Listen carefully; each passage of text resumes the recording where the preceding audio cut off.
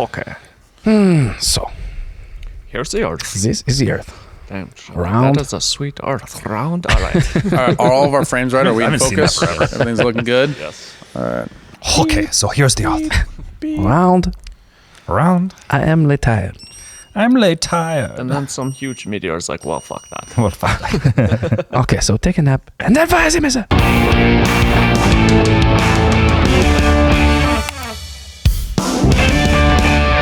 Hey everybody, welcome back to Human Reaction, your weekly source for independent commentary on cultural news and politics, where it's always our mission to arm you with the tools you need to cut through media misdirection and resist the mono-narrative. That's right. Nailed it! Here with David Rand and Kyle Mack. My name is Joe Sheehan. David, what are we talking about today? The P. Diddler's lair was raided by the FBI. Where is he? Nobody knows. Great mystery. We have a mass shooting in Moscow. I'm very serious. Obviously showing that the next gun control law in Russia will solve the problem. Boeing, the Boeing whistleblower found dead. The CEO resigned this week as the great manufacturer of America that you've been subsidizing with your tax dollars for the last 30 years continues to fall apart before our eyes. Very sad. And the question that I have to ask is, are the CEO of Boeing and P. Diddy together wherever they are? Whoa. Is this a conspiracy? Were they both on We will Epstein's find out. Island? Two things happened. Were they related? Baltimore gets a new anti-racist bridge. And for the Easter special, we are discussing, is it anti-Semitic to tweet, Christ is king? But before we get into all that, because it is a crazy week this week. Like we're recording 2 days earlier than we normally do because of the holidays and everything. And it's just, it is insane, all these things that happen. But, you know, support us however you can support us. Like, comment, subscribe on any of the channels. Hit the notification bell if that's the thing on the channel that you're on. And then join us for memberships. Look at us on humanreactionpod.com. And all of our links to everything is in the show notes below. And also join our Discord, because our Discord has all sorts of different conversation about the things that are going on in our show. Here we have a meme about the Francis Scott Key Bridge. Apparently, the bridge said, "I have information that leads to the arrest and imprisonment of Hillary Clinton." So that happened. Was it a Seth Rich situation? We don't know. We're looking into it. We're looking into it. And we have a cool new announcement. Next Wednesday, a week from the day of this recording, that will be, what day is that? April 3rd. April 3rd, thank you. We are going to be doing a live Human Reaction late night show at the Timberline Lounge, a cool cigar lounge that a couple of us are members at. 7 p.m. Mountain Standard Time, 9 p.m. Eastern. Tune in, check it out. It's going to be a very cool time. We might have some special guests. We will certainly be enjoying a fine cigar and maybe an adult beverage. And we would love for you to join us again Wednesday, April 3rd, 7 p.m. Mountain Time, 9 p.m. Eastern. Let's get into the news, David. So we got the fornicating P. Diddler. It's all about around-the-clock sex. It's all, come on, man. So a lot of people got a re-up on the lawsuit against the Diddler this week. It's too funny not to say. It's too man. good. It's too Yeah, we good. gotta It's say just a hilarious thing.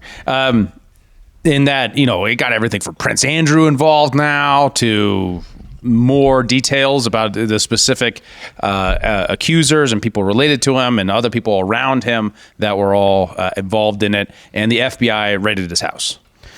And just very briefly, to go back to, in case you missed the prior episode, we talked about this briefly. He was part of a lawsuit, correct? And there were some things going on, allegations that he had some sexual misconduct with individuals, right?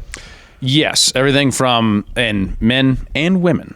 Right. And then there was some accusations around recordings at his house and these parties and recordings at these parties of these various different sexual activities. So like very Epstein-like behavior. Very black male regime looking sort of situation. Yes.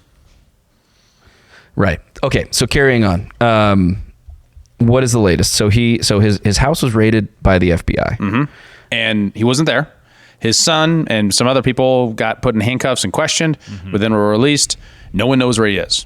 Now, you were saying that there is some reporting that suggests that his airplane, his private plane, flew to, where was it again? I believe it was Antigua. Antigua, which is a non-extradition country off the coast of Africa.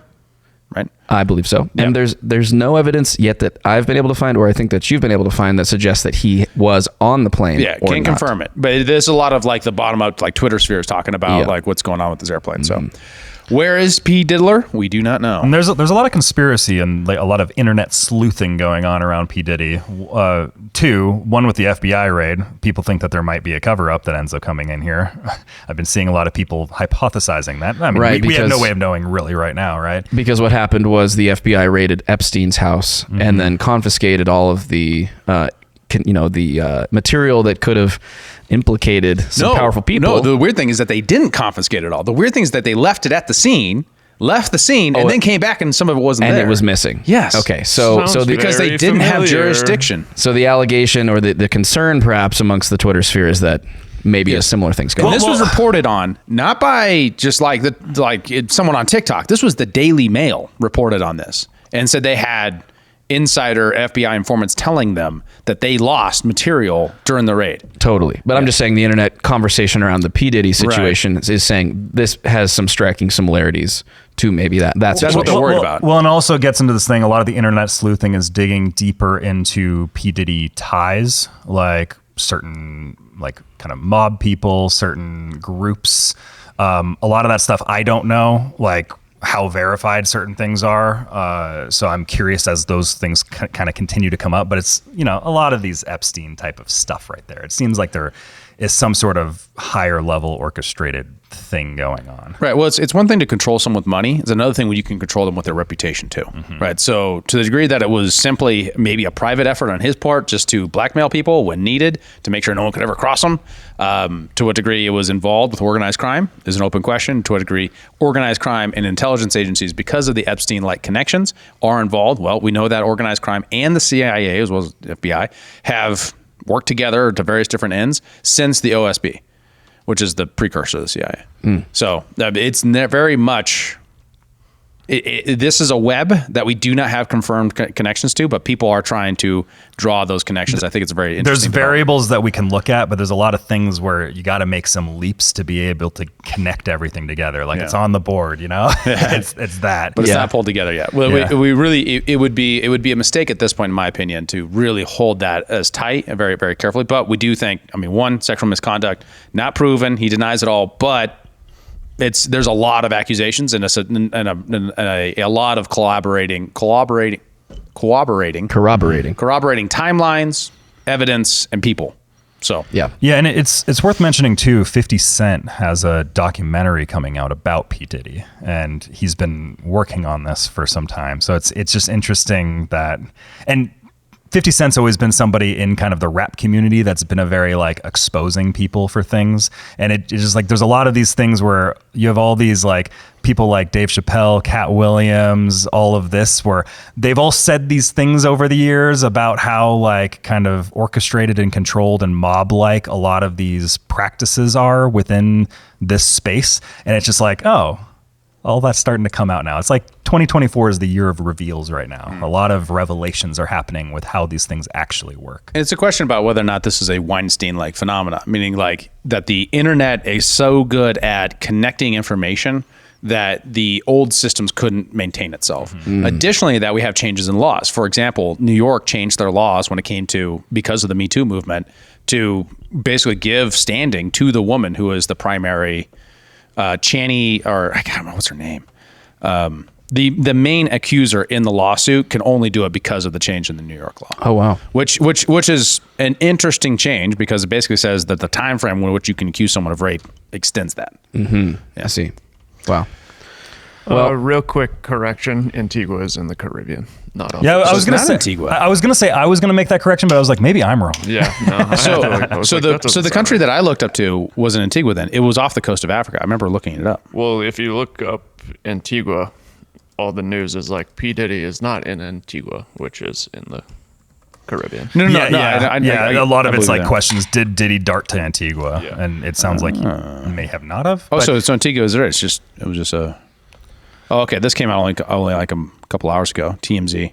Yeah. Yeah. But it's, again, like, we're not going to cover this too deeply because there's just not enough information yet on the table for us to really dive into. And there's a lot of rumors and speculations that there's not a whole lot of verification. Be careful out there, boys and girls.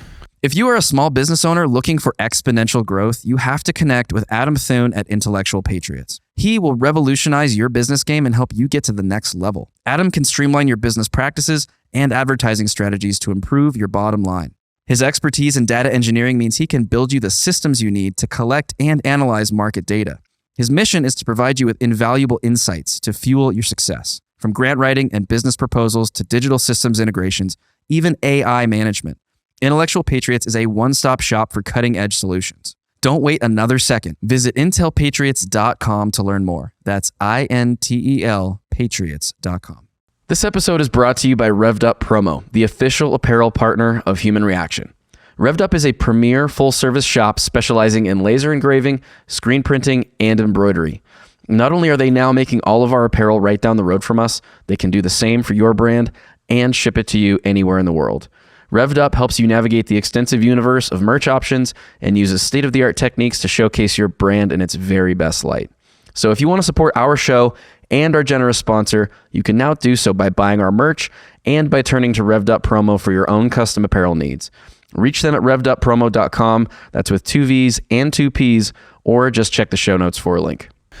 All right, so next up, and this is going to be another one we can cover really quickly because we do have a special interview with Ethan Holmes, who is a reporter, speaks Russian, and he does an incredible job covering Russia. We're going to be recording this afternoon and releasing soon after, but we do want to get you guys kind of up on what's going on, what happened right after the recording of the last one in Moscow with a mass shooting there. 137 people were killed in a theater, a media arts center. It's a pretty big building in Russia, using small arms. It looks like flame accelerants and explosives. So a very coordinated attack there in Moscow that resulted in escalation in tensions between the United States and Russia. Yeah. What was the outcome? So this is being considered a terrorist attack, right? And it's credit is being claimed by a faction of ISIS. Yeah, so the people who claimed credit for it was ISIS-K, which is the K stands for Khorasan, right? Which is the Arabic name. Arabic? Yeah, Arabic name for that region of what it would have been in a caliphate, right? So they're saying we have a new Islamic state, a true Islamic state of Khorasan that they're trying to create. These guys are at war with the Taliban, and because they think that the Taliban's too close to Russia. And they're at war with Russia, right? They say they did it. There was also a Guardian report and some other corroborating reports from the New York Times and Wall Street Journal that quoted an anonymous source inside the government. So very Seymour Hersh-like, and everybody accepted it. That says that this was confirmed by American intelligence. Additionally, American intelligence also told a couple of weeks ago that they're told Americans in Russia to not go to any large areas and things like that. They also say that they told any large gathering of groups. They also told Russian intelligence at the same time, is what these guys are claiming. And either the Russians didn't listen to them, or they just couldn't shut down their country forever based upon this intelligence. I did see a clip of a Russian minister. It was a female woman. I think she's like foreign affairs minister or something. I can't remember what her exact title was. She was like, doing her press conference thing, right? In the same way that we do it. And she just, I saw her make a comment that was like, ISIS always has this strange way of attacking America's enemies. It was just a clip just like that. Boom. and that's what Putin has also said himself, which is the cui bono, right? Who benefits from this? And he said Ukraine. There's also one other piece of evidence that it could be ISIS-K is that the timeline of when America issued its warning to Americans and says they told the Russian intelligence is around the same time in which these guys probably got into Russia. So from what these guys are saying, how they got into Russia, and that kind of matches up. So there is some corroborating evidence there. You also, of course, what the Russians are saying is, well, this is the West that did it. Some of the other evidence beyond the cui bono, just who benefits from this, because it doesn't make any sense. That said, terrorism's logic is, to cause damage, to provoke you into overextension, right? So if you're ISIS-K, one of the things you want is a blowback to, oh man, I always say the word wrong. The territory northeast of Afghanistan, these people are from Tajikistan. So what you want if you're ISIS-K is for them to attack some targets in Tajikistan, create more martyrs, create more people so that you can recruit, and then you can snowball your resistance movement, right? That's the idea that they have. Is there an avenue through which this could be ISIS-K, but also be in some way supported by the U.S.? Because, I mean, the U.S. has funded and has had ties with ISIS in the past, right? Correct? And so the case for it being that is, one, they were paid, which is very strange for ISIS-K. Right. Usually the payment is the martyr's death. Right. Sure. And they were paid. I forget how much it was. It's like $5,000 US. It's like 500,000. Which is interesting. Like with all these assassination things, we're getting a very strange market price for assassinations in Russia right now. And I'm very shocked by 5,000. This is what is the going rate? This is very. I'm very not a lot of money. I'm very shocked. It's only 5,000. Dollars, US dollars. It just doesn't seem that high to me. Yeah, because it was the same thing with the Tucker Carlson. It was like $5,000. It was like a little over $3. Keeping it up, $3 a day, to $5 a day is the global bottom. Yeah. Right. So it isn't. If you're a poor person from a very poor place, $5,000 could still be a lot of money. So the other circumstantial evidence is they are heading to the Ukraine border. Most of the time when ISIS-K, for example, their attack in France, their attack in, what was the other one?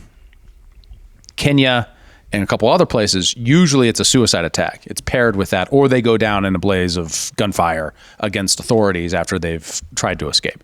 The only other example of someone being caught and interrogated after the fact was India. And an ISIS-K attack in India. And in that case, it was because the guy was wounded during the attack from an armed guard. And then they were able to capture him before he was able to kill himself or be killed by the fighting.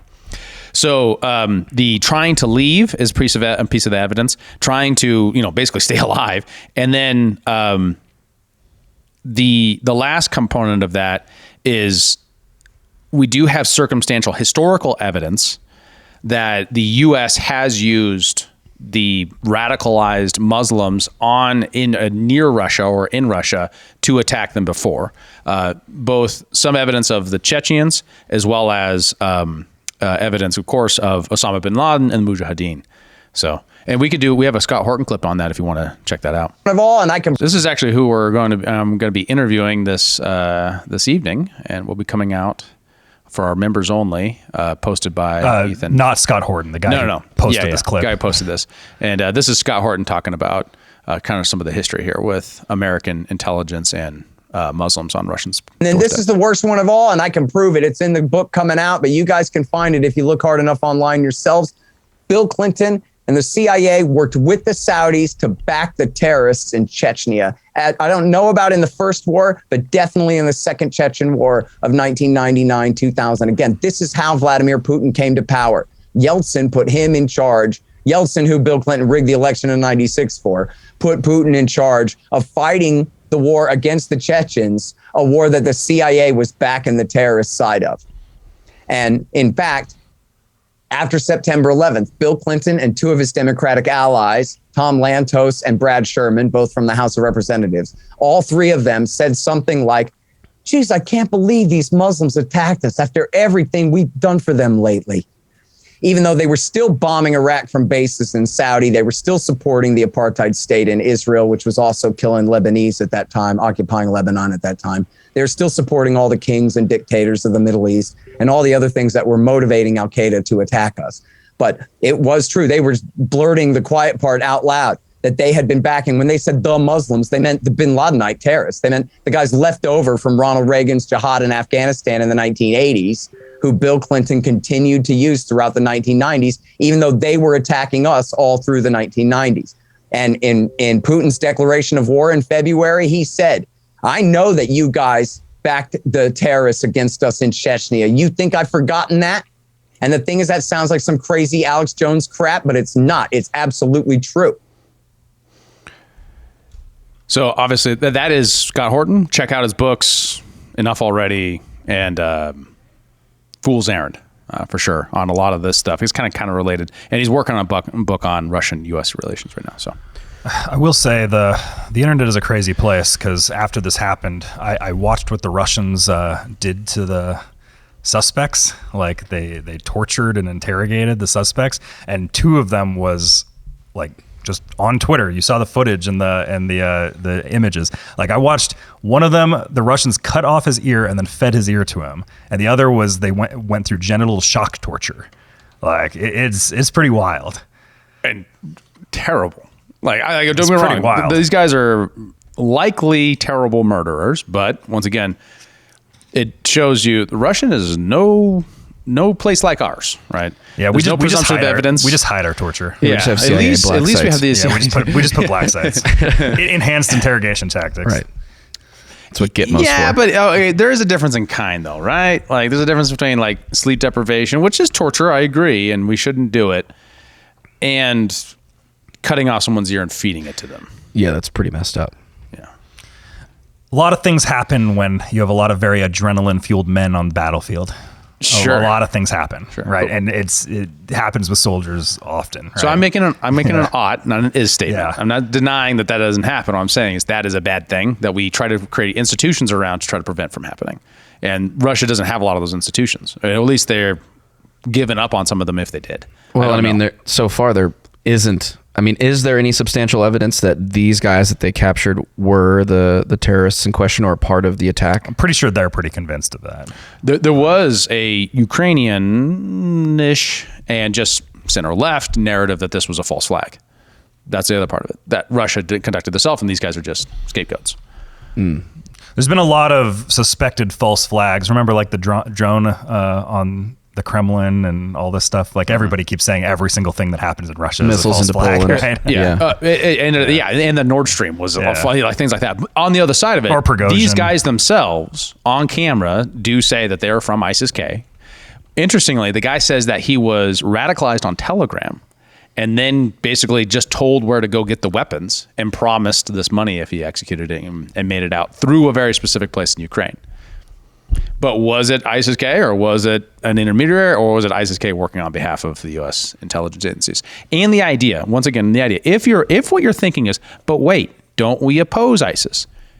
Kind of. We do at times, and at other times, we're actually on the same side. For example, ISIS-L, ISIS Levant. Levant is the Arab name for the area from Syria, Iraq, and Palestine, functionally. That whole area is called the Levant.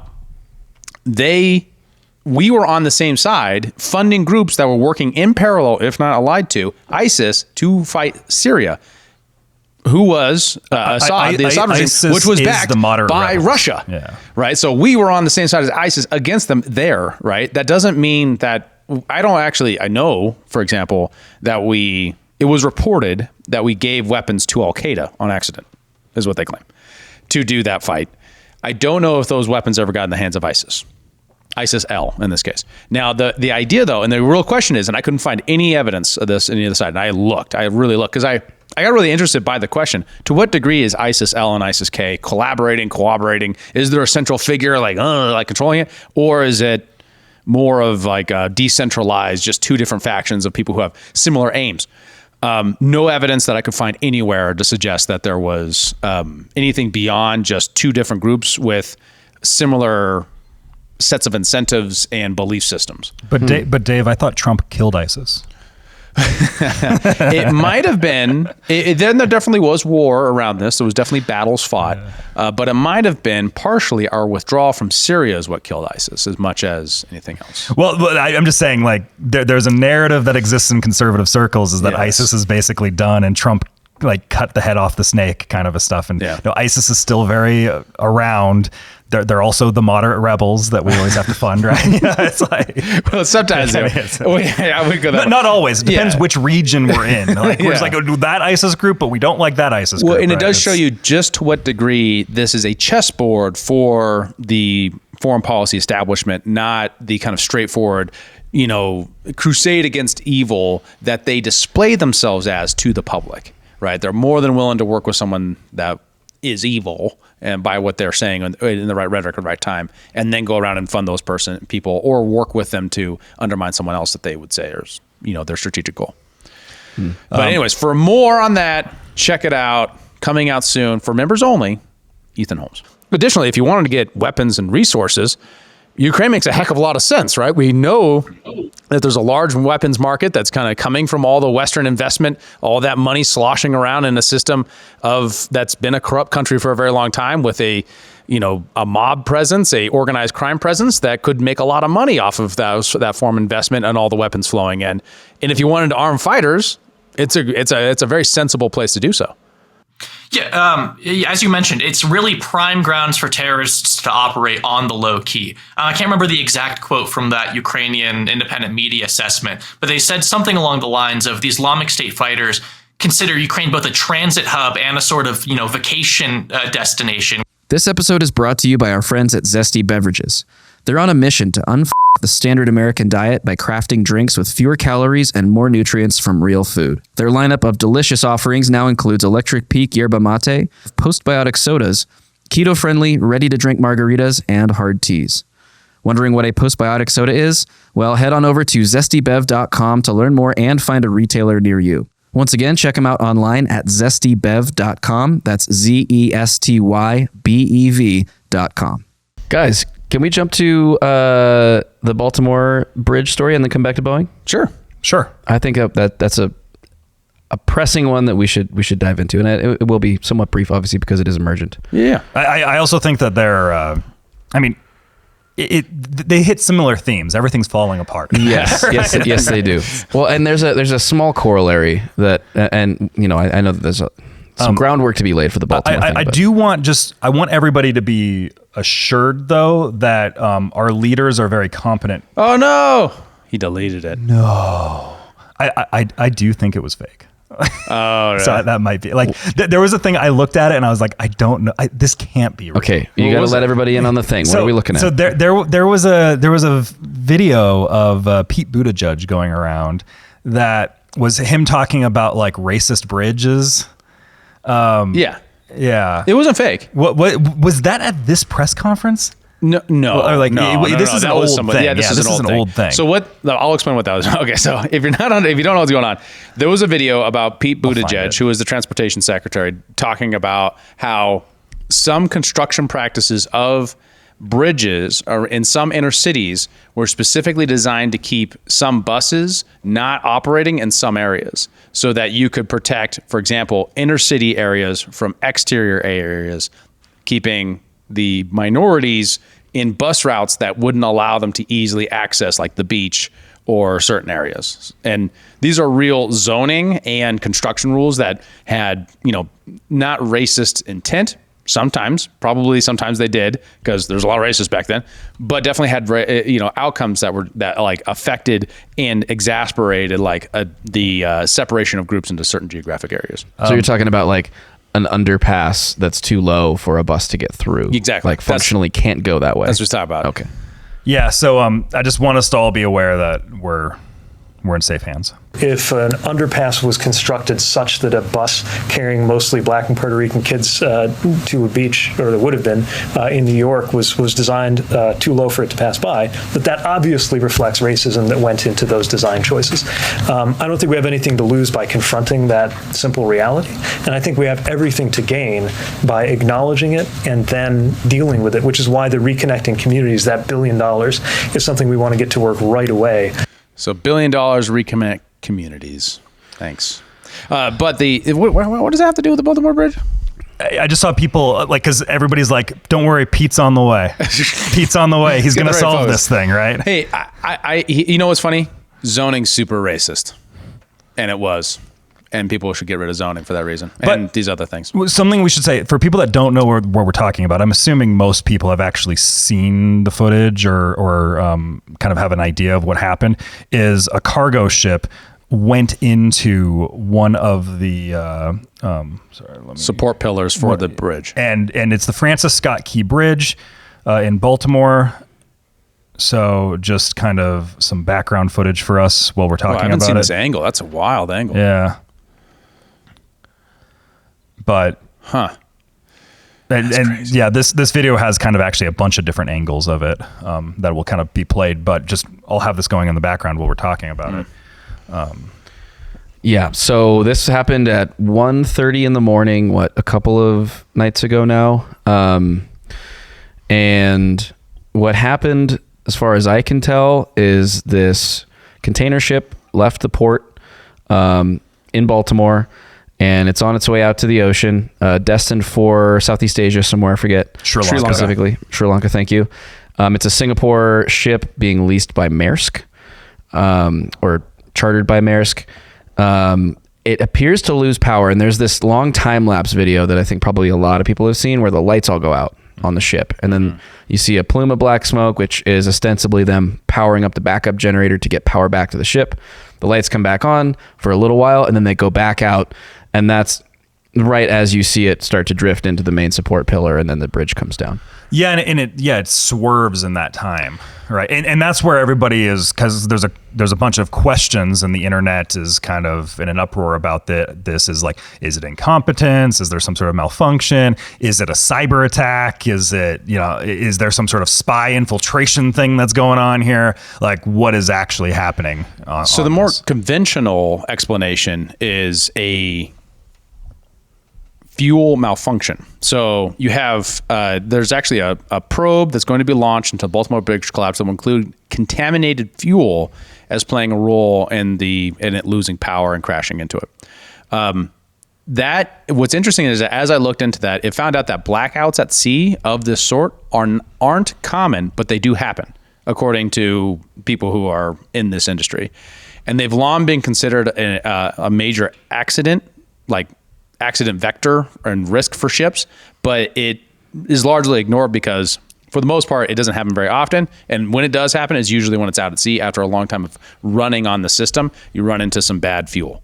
It's very strange that this is happening. And I didn't get into the mechanics of why you just have bad fuel. Like, imagine for a minute, if just occasionally your car just didn't work because the fuel was bad, you would very quickly be like, why do I own this car? Like, so many cars seem to work all the time, regardless of the fuel. Yeah.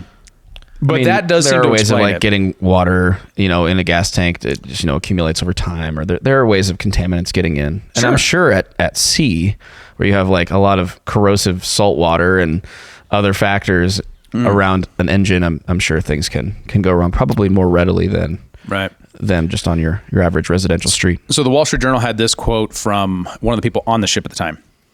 "The vessel went dead. No steering power and no electronics," said the officer on board the ship Tuesday.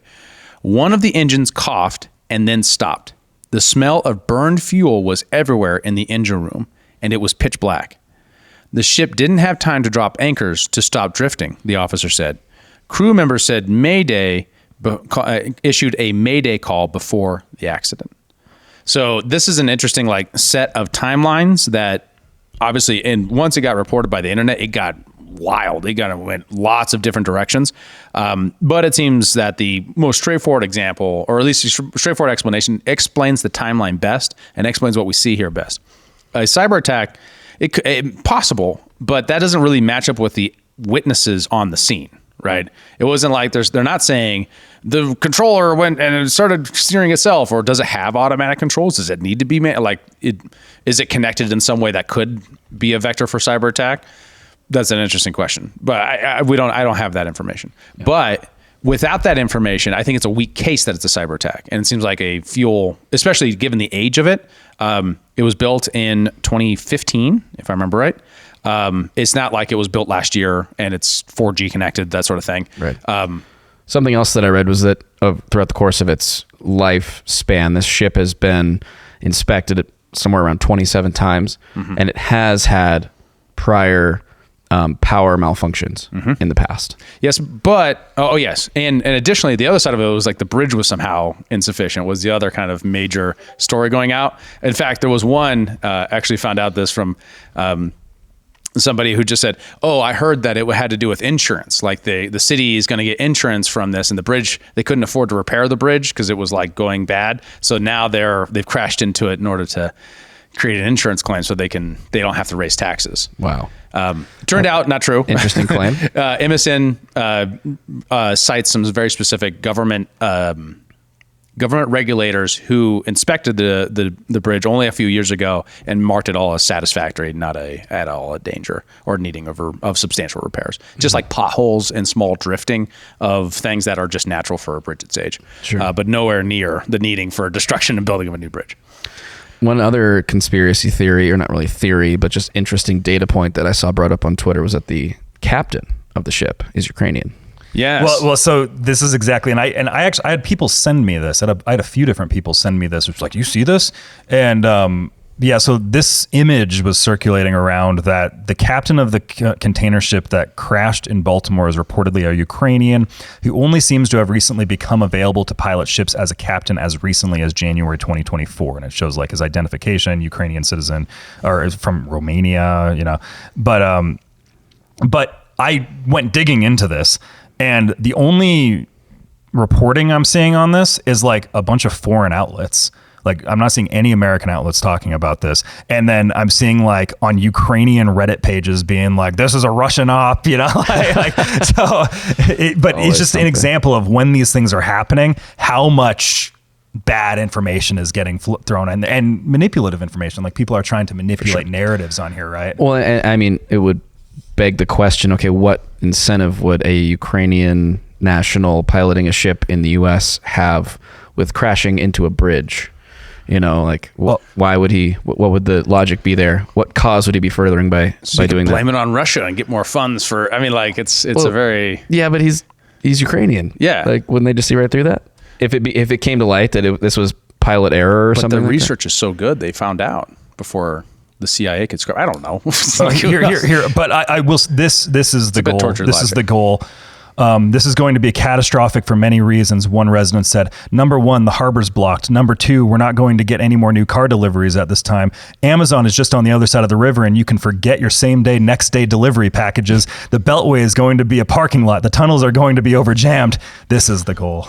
We got to stop the same day delivery packages from Amazon. Ouch! Turns out it's climate activists who hacked into the ship, and there is a cost though. I mean, there were 6 people dead from this, or at least presumed dead because they haven't been found. These were a crew of 8 people who were there to repair some potholes. 2 survived the incident, and then 6 have not been found, which is very sad.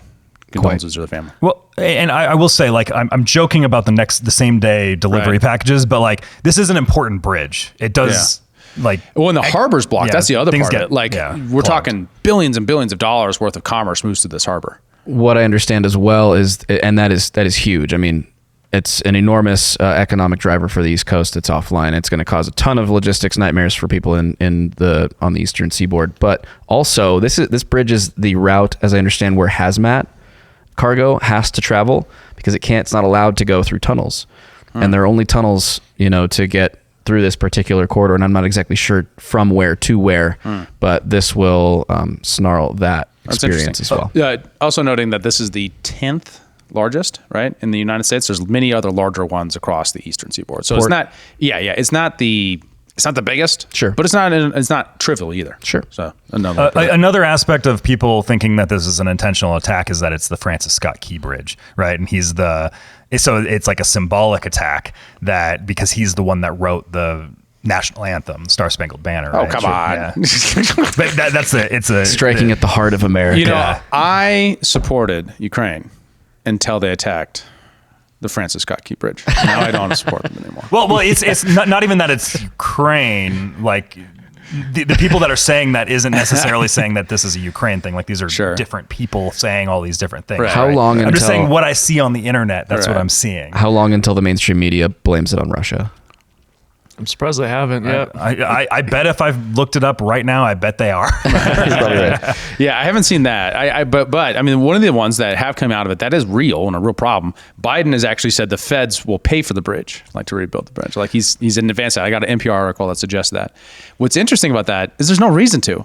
Like the insurance claim thing is real. In fact, the insurance claim is probably for $300 million in inflation-adjusted terms for the $660 million that was originally built for. So the $300 million to get the bridge maybe needs a little bit more than that because of rules and stuff like that now are on the books that make it more expensive. But also, shouldn't insurance and liability from the company whose ship crashed into the bridge pay for the bridge? Like, why does this just automatically get foisted onto the American taxpayer? Well, he's got to earn those tax dollars, man. You guys got to earn those votes. Like, it's election year. So by volunteering to spend people's money for them to replace a bridge that could be replaced by a private company's checkbook when they cause the problem, that's a way to earn. Or the city's insurance, which is what they pay for. And yeah. Why would that's what the whole point of democratic politics is, to buy people off, right? Well, for sure, but to me it doesn't make sense because you're spending their money when they would otherwise not have to spend that money. Yeah, but then they owe you, and you can trade those money for votes. Come on, That's Joe. Bullshit. There are some other interesting things. Well, interesting bits of news that were like previously and maybe still are unclear, particularly around the casualties. At first reporting of this, I saw that there were cars on the bridge. It was reported there were cars actively passing over the bridge when it was struck. Some of the footage appeared like that was the case. It did. I mean, up to like potentially minutes before the ship actually made impact. But upon closer inspection, you didn't see any cars on the bridge as far as I could tell when it started to collapse. Mm-hmm. So the implication there, the reporting was at first, okay, the police, there was a mayday issued. The police were able to shut down the bridge and keep people off of it before it collapsed, except, for the pothole crew. And then just this morning, I saw that Jack Posobiec was reporting now, contrary to that it was actually the pothole crew that left their job to go stop traffic on the bridge, and they themselves obviously fell into the water on the bridge in service to stopping people crossing it. I don't know if that's true or if the police stopped them or what. Yeah, it was. I think part of that was driven by the designation, as it was often reported, as a mass casualty incident, which is interesting because the technical definition, as I'm looking it up, is a mass casualty incident, often shortened to MCI, describes an incident in which emergency medical services resources such as personnel and equipment are overwhelmed by the number and severity of casualties. Right, so it was reported as a mass casualty incident. It was, but there wasn't any confirmed casualties. There still isn't any confirmed casualties. Well, we just have six people missing, yeah, and 2 rescued. Right. So maybe it was an overreaction to call it MCI, or it was just such a big disaster. They just went there just to make sure you had backup resources in case they needed it. I don't know. Yeah. But then the media picked it up and then maybe gave an impression that was inaccurate. Sure. Yeah. Through that process. And another interesting conspiracy theory I've seen is people noticing the flashes of light at the junctions over the top of the bridge, where what ostensibly are power lines are snapping as the bridge collapses. They see those, and the allegation is that it's explosives. It's got to be explosives. I don't know if you've seen this one yet, David. I haven't seen that. I haven't I'm seen surprised that. I haven't seen that. Oh, this is deeper into the conspiracy verse than you guys probably typically go. I go pretty deep. It's true. I'm surprised. Yeah, so you'd be very careful about those sorts of things. It is satisfying sometimes to be like, what's the real reason? But in this case, it seems like the pedestrian reason probably makes the most sense so far. Yeah. Occam's razor, right? The most simple, straightforward explanation is usually the right one, but it doesn't mean it always is. Right. True. And there is a normalcy bias, right? You want to avoid just saying, well, they don't run into these things every day, so therefore the simplest reason that it was just an accident or something like that probably means it's true. Sometimes that's often it, but not always. So just got to be careful about that. Yeah. Is it a conspiracy that Boeing planes are all falling out of the sky and a whistleblower was suicided? Well, they're not all falling out of the sky. All of them, Dave. All of them. I posted this in our personal group chat, but something that I'm noticing kind of appear in popular parlance now in like the commentariat class is this phraseology of we're watching the collapse of complex systems, where it's just like everything seems to be just like, the world is very complex now. Like there's more variables than ever. And it's like, we're watching things starting to just crumble. It's like here, there. And it's just interesting to watch that phraseology just starting to emerge right now. That's interesting because one of the things is an open question here.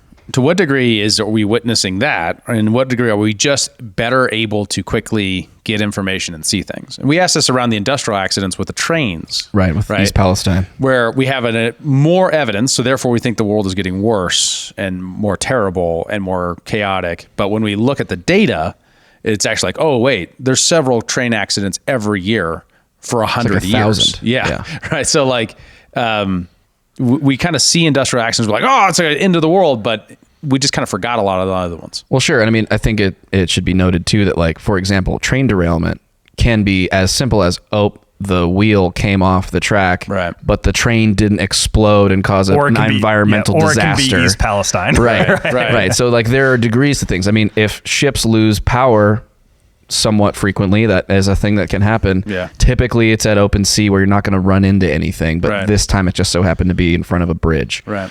Like, and don't get me wrong, that doesn't mean that there isn't a systems explanation or a meta explanation that is important, such as, do we have a society that doesn't take responsibility for individual actions? Instead, we kind of like hide in the mass and like pass along responsibility. That would be Ayn Rand's explanation for why capitalism starts to fail when you start to regulate it, because everyone can always pass the buck on to somebody else, eventually getting to the regulator, who then passes the buck on to, nobody. Right. The taxpayers. Or the tax, or the legislature, or whatever. Sure. So related that to Boeing, this week, the Boeing CEO, Dave Calhoun, stepped down in the wake of the 737 MAX struggles that have happened.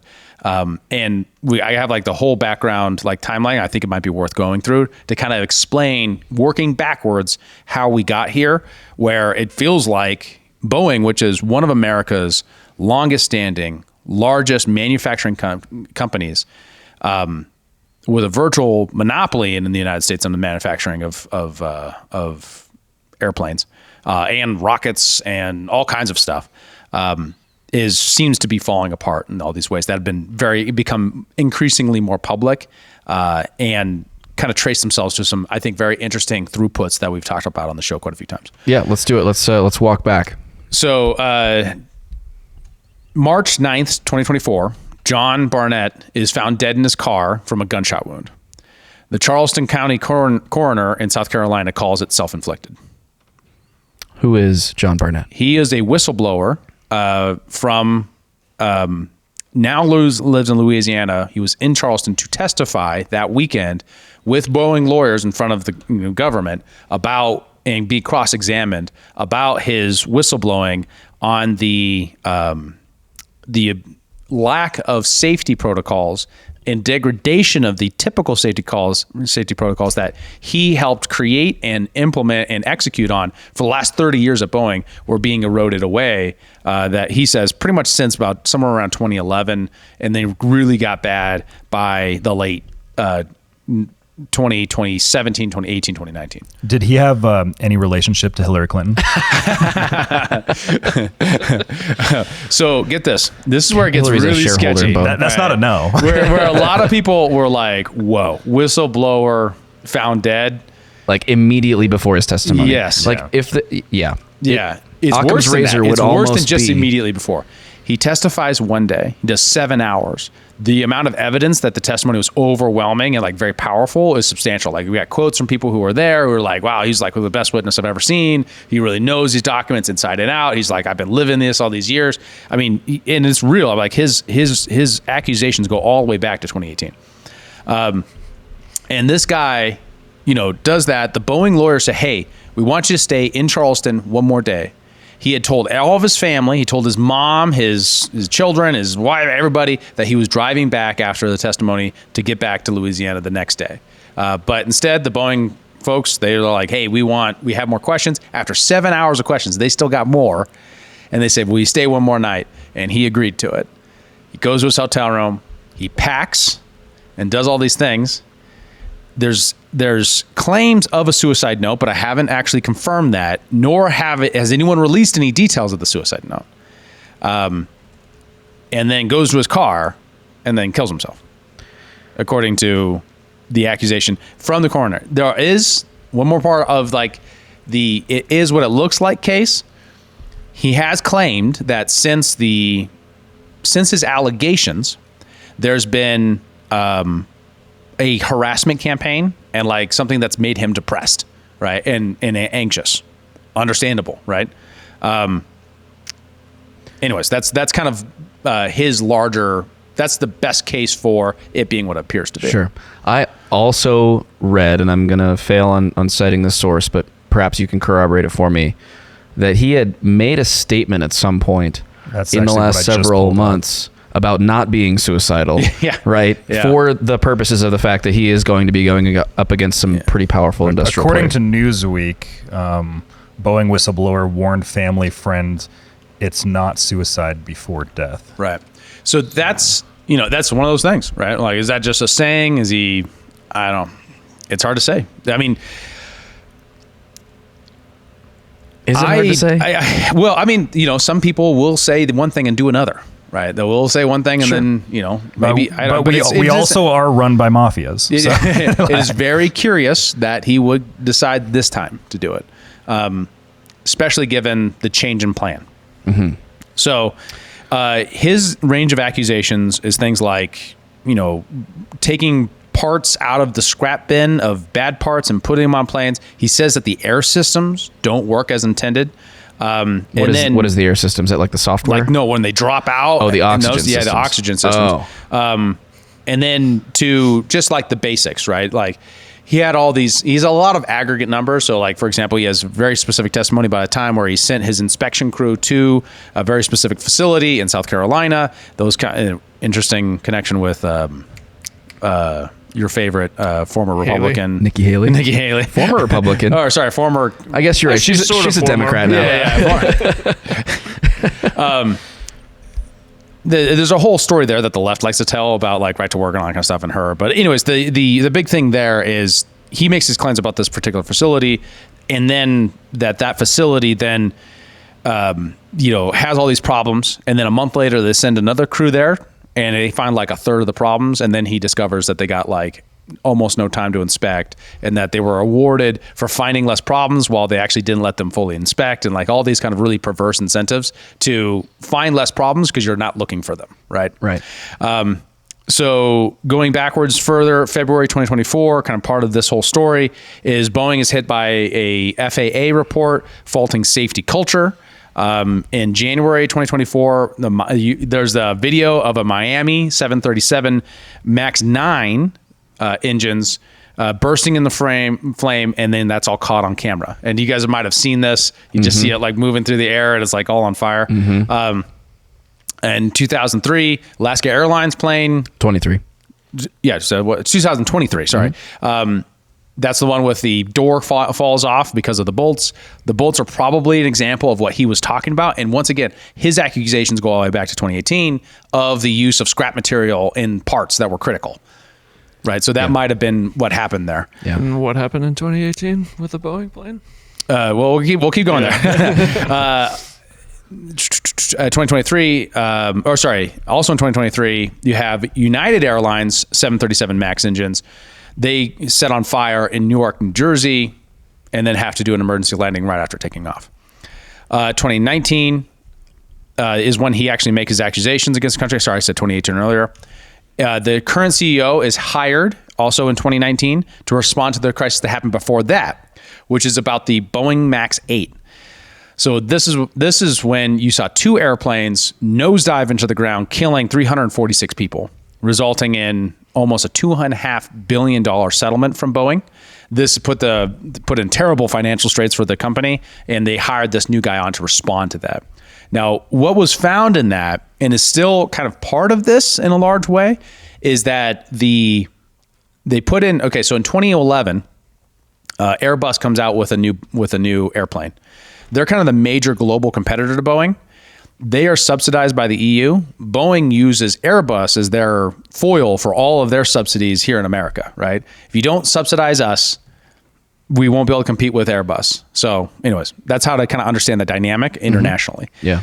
Boeing says, hey, we have to compete with this new Airbus that's coming out that's bigger and more fuel efficient, so we got to do the same thing. Fuel efficient, both for cost and for climate. Yeah. So they have this goal. They build this new 737 MAX series, the MAX 8, and then later they build from 2011 that starts development, and then by now we had the rollout of the MAX 9, which is kind of like the next iteration of that series.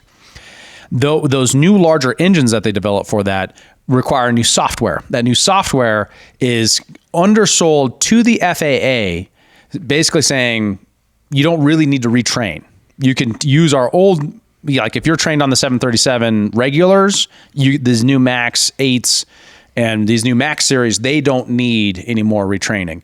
They were found guilty of underselling that to the FAA, who then told pilots, you don't need to retrain to do this. Well, these pilots didn't know how to handle the nosedive situation. Yeah, they didn't understand what was going on, and so they killed themselves and all of their passengers. Really tragic event. It wasn't clear to me when I looked at it, and I didn't get so far into the documentation that I was like, I feel very confident about this, that this wasn't, just an accident, right, on Boeing's part, like that it isn't necessarily fraud. They didn't prove that they fraudulently did it. What they proved was the communications from them weren't sufficiently dire, right? Weren't sufficient, like you need to retrain. It was that it requires minimal retraining. So it's just like a slippery language there that, according to the core process, that was adversarial, that wasn't completely a setup, that wasn't just decided arbitrarily by the FAA, decided by a third party, said was insufficient. So that's the history there. So since kind of the rollout of these new airplanes, there's been a series of problems. The question is why? Why is this happening now? And I think that's a very open debate that a lot of people are trying to create a lens for right now. I think one angle I would like to address is sort of a broader trend, highlighting ESG and DEI, shifting the goalpost for companies to serve different motives other than just producing high value for their customers. It changes the allocation of capital, right? Correct. In Bud Light's case, it was, we're going to, put forward this image of a, trans influencer, perhaps to the great chagrin of our core audience. In Boeing's case, it's maybe we're going to focus on different quality standards or hiring standards or other practices within our business other than safety, which is the highest value for anyone getting on a plane. I don't care how much you want your, Dr. Pepper and salted peanuts. You care more that plane stays in the fucking sky. Yes. And I've really looked at that because I really thought my instincts kind of tingled in that direction too. That said, it wasn't until 2021 when Boeing, relatively late for most corporations, that Boeing actually put out like a real, we're trying to do ESG kind of effort. It was their first quote sustainability report. And I've linked it here if we want to look at it. The link you have sends me to I can buy the domain. Whoa, that was just there just the other day. Yeah. I was just looking at it. Whoa, weird. I mean, I could buy it. You probably should. ESGinvesting.com. Hey, anybody in the audience, you want to buy ESGinvesting.com? Here's your chance. Shoot me a Venmo. We'll co-op this thing. Here we go. I'll bring it up. What was on there was a distillation of what I'll put into here. There you go. Of this Boeing report from 2021, basically talking about, this is the 2023, but this was talking about their first one in 2021 and what their goals were, including $231 million in community giving, working with 1,340 community partners and 2,500 volunteering hours from Boeing staff. Right, so it was like we're going to do more to be, to help our society and stuff like that. Even though helping society seems like to me to make good airplanes, but that's what ESG is, right? It's trying to make corporations more in line with what these funders and what the left wants to see from corporations. Yeah. That said, there's no evidence that I have, and maybe it's out there and internet sleuths get on it, that there was diversion, right? There's a big difference between saying they took on ESG and did ESG, and they spent money or did less on something else and then put it into ESG, which is what we have from Hawaii, for example. Well, a lot of that usually just ends up happening with like staffing and stuff like that, right? Like it just ends up being your hiring practices. It ends up being, and because of that, you might not actually be getting the best people for the job, and and that's where a lot of the stuff starts to snowball. So it might not even necessarily be like outright, what they're doing. It's like a lot of it's like internal cultural practices that end up. That said, the time frame doesn't really make a lot of sense either, right? ESG was a thing in 2018, but it wasn't a thing for Boeing, according to this, like according to the record that I was able to find, which it doesn't seem that Boeing really had a big push at the same time when they were rolling out the Boeing 8 Max. It was after that in 2021 they tried to do that, maybe to divert attention away from these sorts of things. But I think your employment point is a good point, Kyle, because of perhaps things that have happened since COVID. They fired thousands, tens of thousands of people, had to lay them off, right? Because of COVID shutdowns. Well, you had to hire on a whole bunch of new people. Those new airplanes are being manufactured around that time. They're rolling out now. What does that look like? Yeah. So like, how does that change what it means to manufacture an airplane? We have to retrain a whole bunch of new people after the COVID shutdowns. Right. And a collateral consequence of COVID shutdowns could be a big part of the story. Completely. And I think aside from any of the DEI stuff, you have a situation where training could be rushed. You could be lowering standards for employees because you need people back, and so maybe you're not vetting people as well.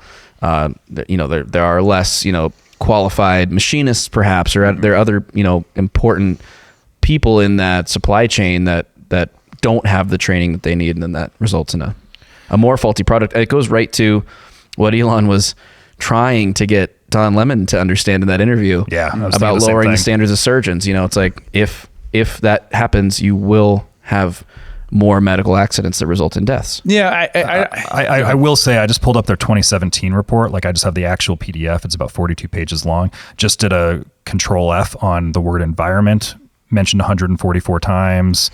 Oh, I'm not saying that they didn't have anything. This was just like their commitment. They've had like environmental stuff on their website since like 2011. Like it goes way back. But it does seem like as I'm just pulling through these PDFs, it does seem like there's like a trend that exists here. And again, it's not like necessarily they're saying we're doing this for ESGs, but it's much more of just like the cultural vibe that is being put forward as like this is going towards the priority, right? And before it was called DEI or ESG, it was corporate social responsibility, right? And I mean, it was a different number of things that they were trying to check boxes on. It was unfinancialized ESG, to the same degree. And correct. Like ESG didn't really become popularized as a term until about 2021. Right. Like unless you were in very kind of niche areas or you were very particularly looking at investments, like you're an investor on things, ESG was never really like I was talking about ESGs in 2018 and people thought I was like a crazy cuckoo conspiracy theorist. And just because I saw what was going on in like MySpace and crypto, I saw it entering the place. And I would talk to like my friends who were like policy people and they're like, okay. And it wasn't until 2021 where it's like everybody actually knows what it is. Interesting point there. Yeah. The URL that is now available, ESGinvesting.com, was registered in 2007. Yeah. Well, because ESG as a concept has been around for a while. And it comes from, I used to know this history. I looked into this history a long time ago because it was about 2018 when I started to formulate it because I noticed it popping up in my investments. It started from... I shouldn't talk about it. It's been so long since I did it. I'm gonna butcher it. So the other, I think a couple of the other things to look at for examples from the right is things like the Export-Import Bank. We've pretty much created, the Export-Import Bank is a bank funded by, created by, sponsored by the U.S. government, specifically to subsidize exports and to protect imports, or protect our exports, and then to keep imports from being able to out-financialize our domestic production.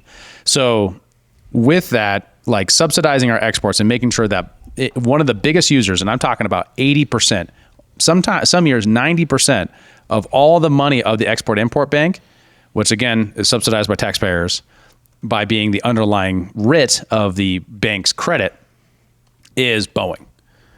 It's literally called Boeing's Bank in DC. Really? Yeah. And that's one of the reasons why Boeing has all of these small Boeing outfits and manufacturers like doing small parts. in almost every state. Almost every district has something from Boeing in them, specifically because they have a huge lobby arm in DC. Government contracts being one of them. They're part of the military-industrial complex, absolutely. But a big part of it too is things like the Export-Import Bank that directly subsidize Boeing. Wow. So when you have subsidization from the government, they can be corrosive to business culture when your major customer is a monopoly, and when you become a monopoly, right? When you have that advantage, it's difficult to have competition. That competition is, not going to be subject to is going to be subject to more rules than you without the advantages in many ways, because, we give exceptions to larger manufacturers oftentimes in our regulatory code. And then lastly, last part of that, the why it can be so corrosive is because when you have a guaranteed customer, right, you don't have the same kind of drive for making sure your reputation is good. So that leadership component of that, which I think is the key, right? And that's actually what the whistleblower says. And we do have a YouTube video about him talking about this, is that the leadership problem is that they can easily get diverted, maybe by ESG, but probably just as much by just the fact that they're a monopoly and they don't have any competition really domestically, or in their only real competition is foreign, and they're supported by the government. They can't fail. They're too big to fail. I do find it interesting that Boeing just does have an entire ESG tab on their website. What do you mean? What do you find that interesting? It's just there outright. It's just there. It's so obvious. It's funny to me. It's just like you have it. I just want to be careful not to give the impression that we know with any amount of certainty that ESG is the cause of this, when there could be collaborative causes. I'm not saying it's like the sole cause, right? It's a variable, and same with the DEI stuff. Like, it's a variable. Like, all these things are multifaceted, multivariable problems that happen, but each one of these, it's like death by 1,000 cuts. You're just like, you got this, and then it turns into a much bigger problem down the road. A collapse of complex systems.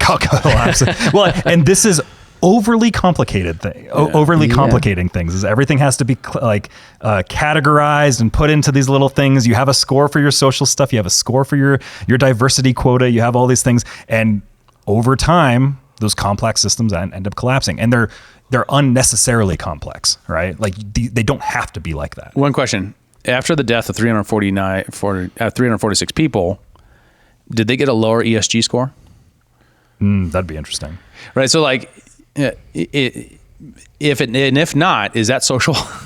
What social measure are you using? And we know that ESG scores are arbitrary. For example, Twitter had a high ESG score until Elon bought Tesla it.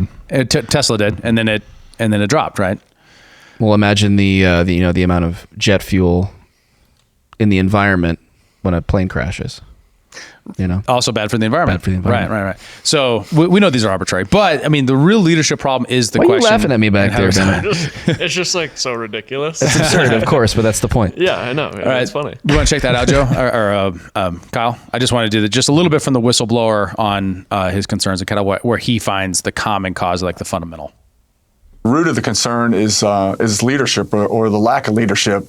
The CEO and the C-suite and the board of directors and all the senior executives, they're completely out of touch with the people that are working in the factories, on the floors of these factories. These individuals are being pressured to produce.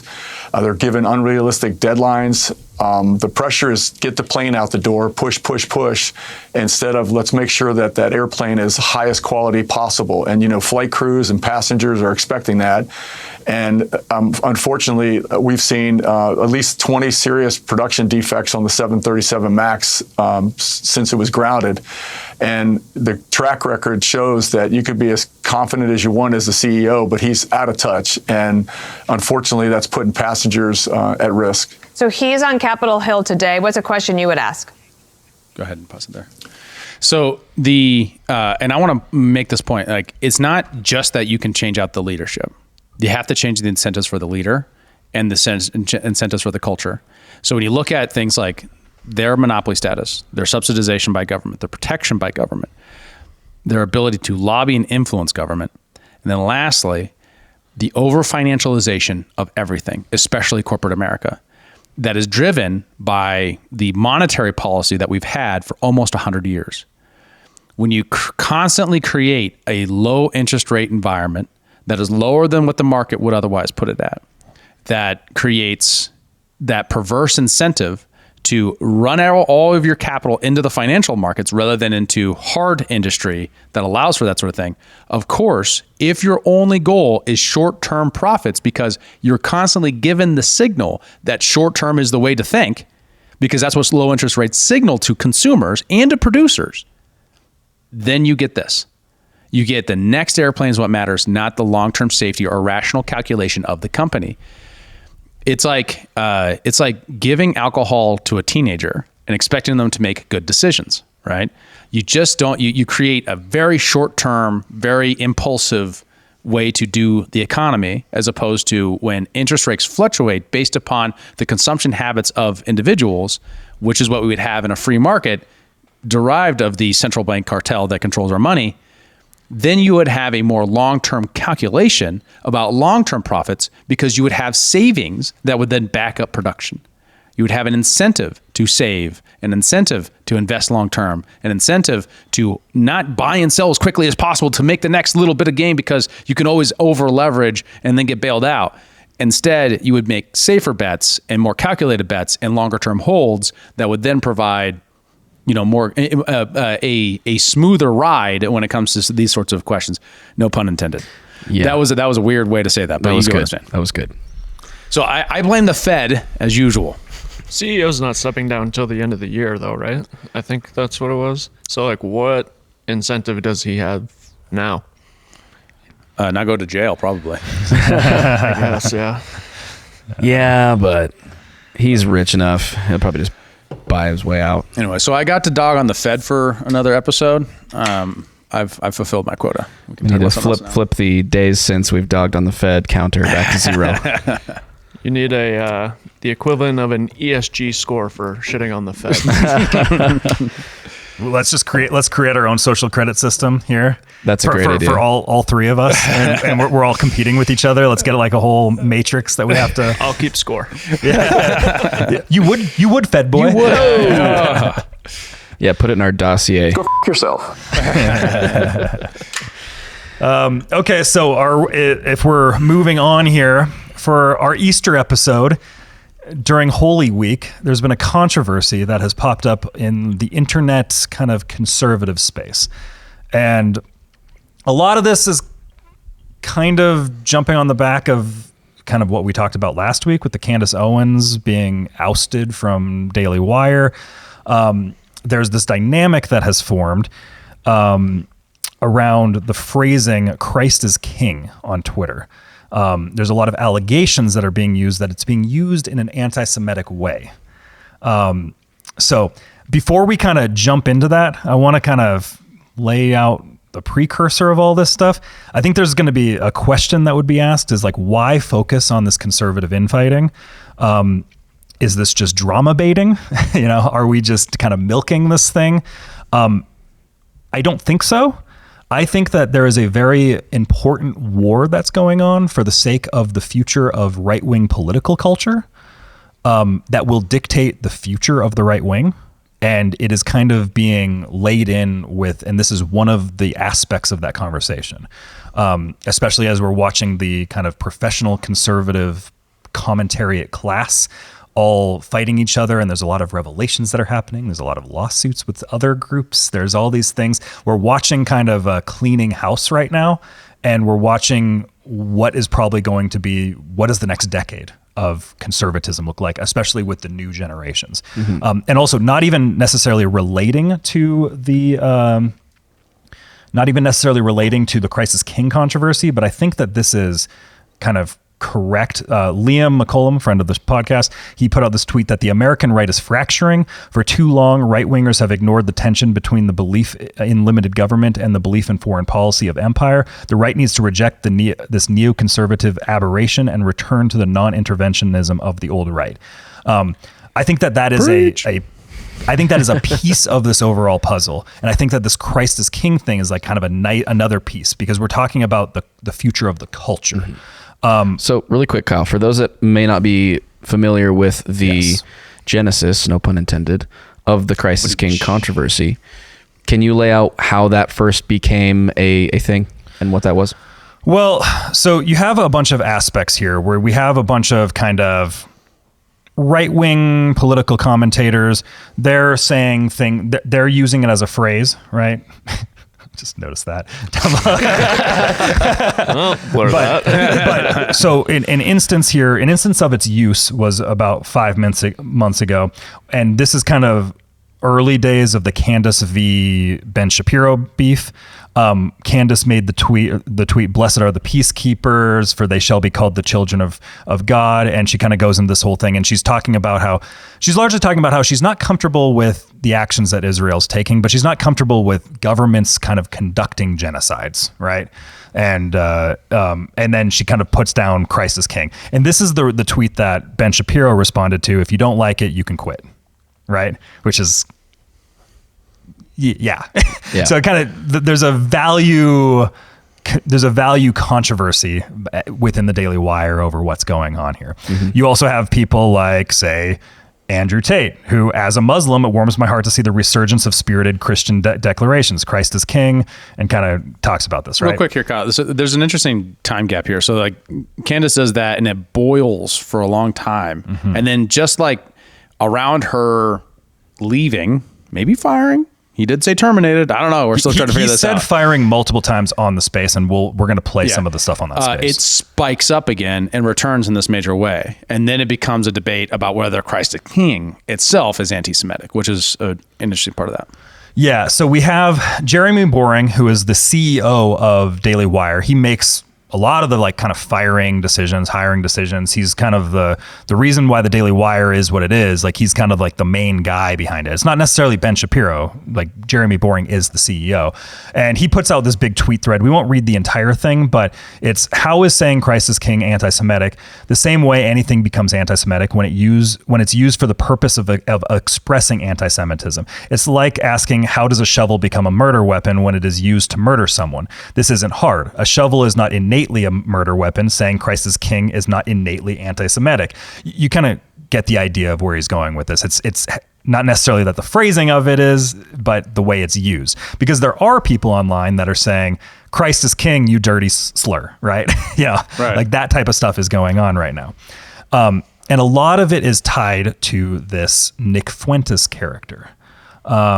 For those that don't know, for those that don't know, Nick Fuentes is this kind of young kid, where he was a young kid when he kind of had a big rise immediately. He's still pretty young. Yeah, he's like 24, 25 right now, but his kind of beginning of his rise was when he was 18 years old. And he's been effectively banned from every platform. He's still banned from X. One of the few people that's still kind of banned from X. Impressive. He has one of the most popular shows over on Rumble. Has like hundreds of thousands of people that tune into his live streams every live stream. He went to Boston University. Yeah. Yikes. How do you feel about that? I'm a BC fan, so it's all good. It's a safety school. So. And he has a show called the America First podcast. And he's been one of these people that's really been kind of promoting this Christ is King terminology, even though it's been around for a long time, but he's really kind of using it as a weapon, quote unquote, as like a way to engage in the political debate around Israel engagement. Correct? Yeah. Like that's like it's his. Candace wasn't trying to use it as a weapon when she said it, but he's kind of weaponizing it in a way to try to drive this. Well, we're actually not a Judeo-Christian country; we're a Christian country, sort of story. He's a Christian nationalist. Yeah, like that would be, I think, how he would describe himself. Okay. So you're using Christ as King for kind of like your political motives, which, I mean, agree, disagree, you can, whatever, right? But that is kind of the element right here. And what I think we're seeing right now in the cultural space is, especially because of Israel and Gaza and what's happening, and really the under 40s of people in large on the right don't seem to be down with what Israel's doing, but the over 40s do. So there's a cultural and generational divide here. And I think that we're watching a lot of kind of evangelical Christians within the right.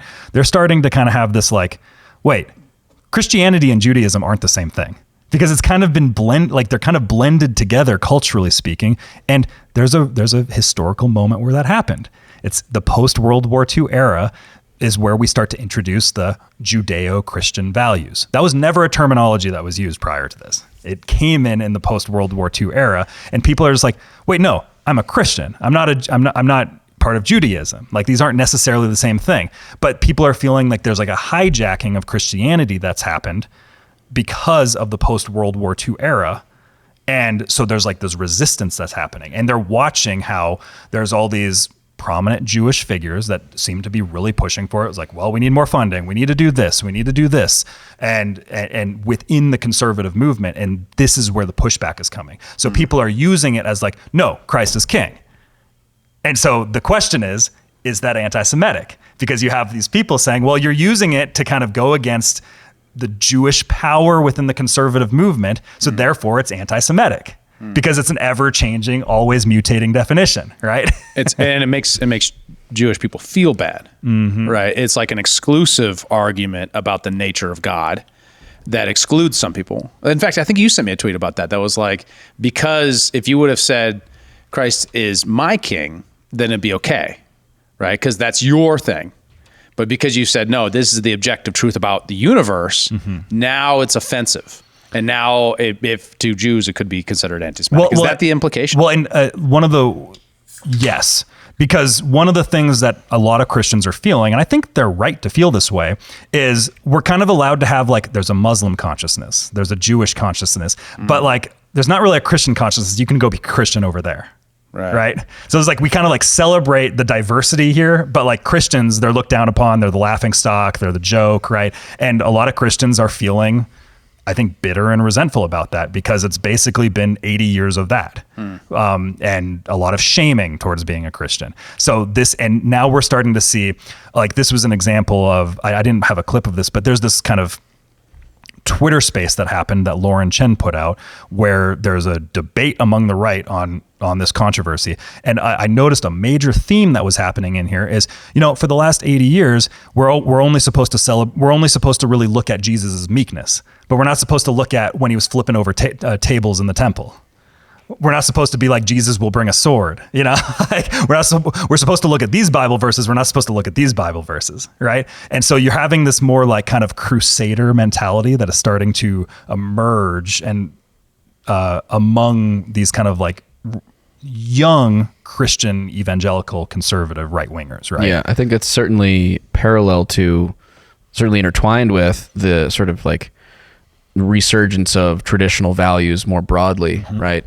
Adjacent to the manosphere and all the things that are kind of going on in that world. And I think you hit the nail on the head where you identify it as, Christianity has been for quite a long time, marginalized perhaps in that way, not to, use that terminology necessarily, but it's been mocked in many ways. And so like there is probably a feeling of resentment there that people are embracing something to kind of turn that energy around and to reassert their values in a more meaningful way. Oh, I just realized I had a clip here and I didn't timestamp it because it's a 4-hour thing.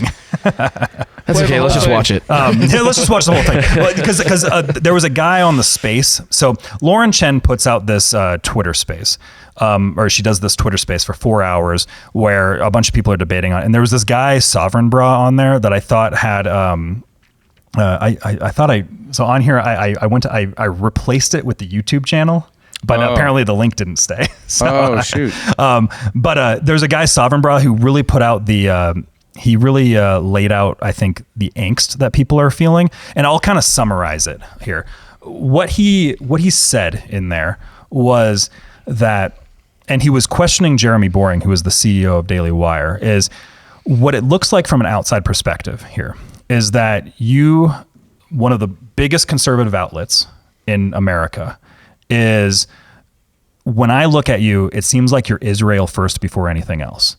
You seem to have a hyperfixation on Israel over any other subject, even though you talk about other subjects, and like you're more concerned with like, did this person or this person say something that's anti-Semitic? But at the same time, there's anti-Semitism speech laws that have been introduced in 35 different states. in places like South Dakota, where there's like 500 Jewish people in South Dakota, right? So it's like, what is going on here? And there's this feeling within conservatives right now that's just like, why?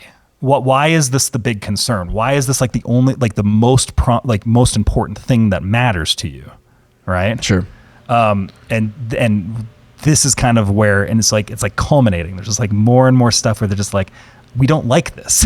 Well, I think it makes sense because anyone who has spent any amount of time over the last several years noticing the mechanisms, the tools that the left uses to assert, group identities and rights around those issues are seeing the same tools and tactics used in this case and going, wait, like I thought it was our side that doesn't do that.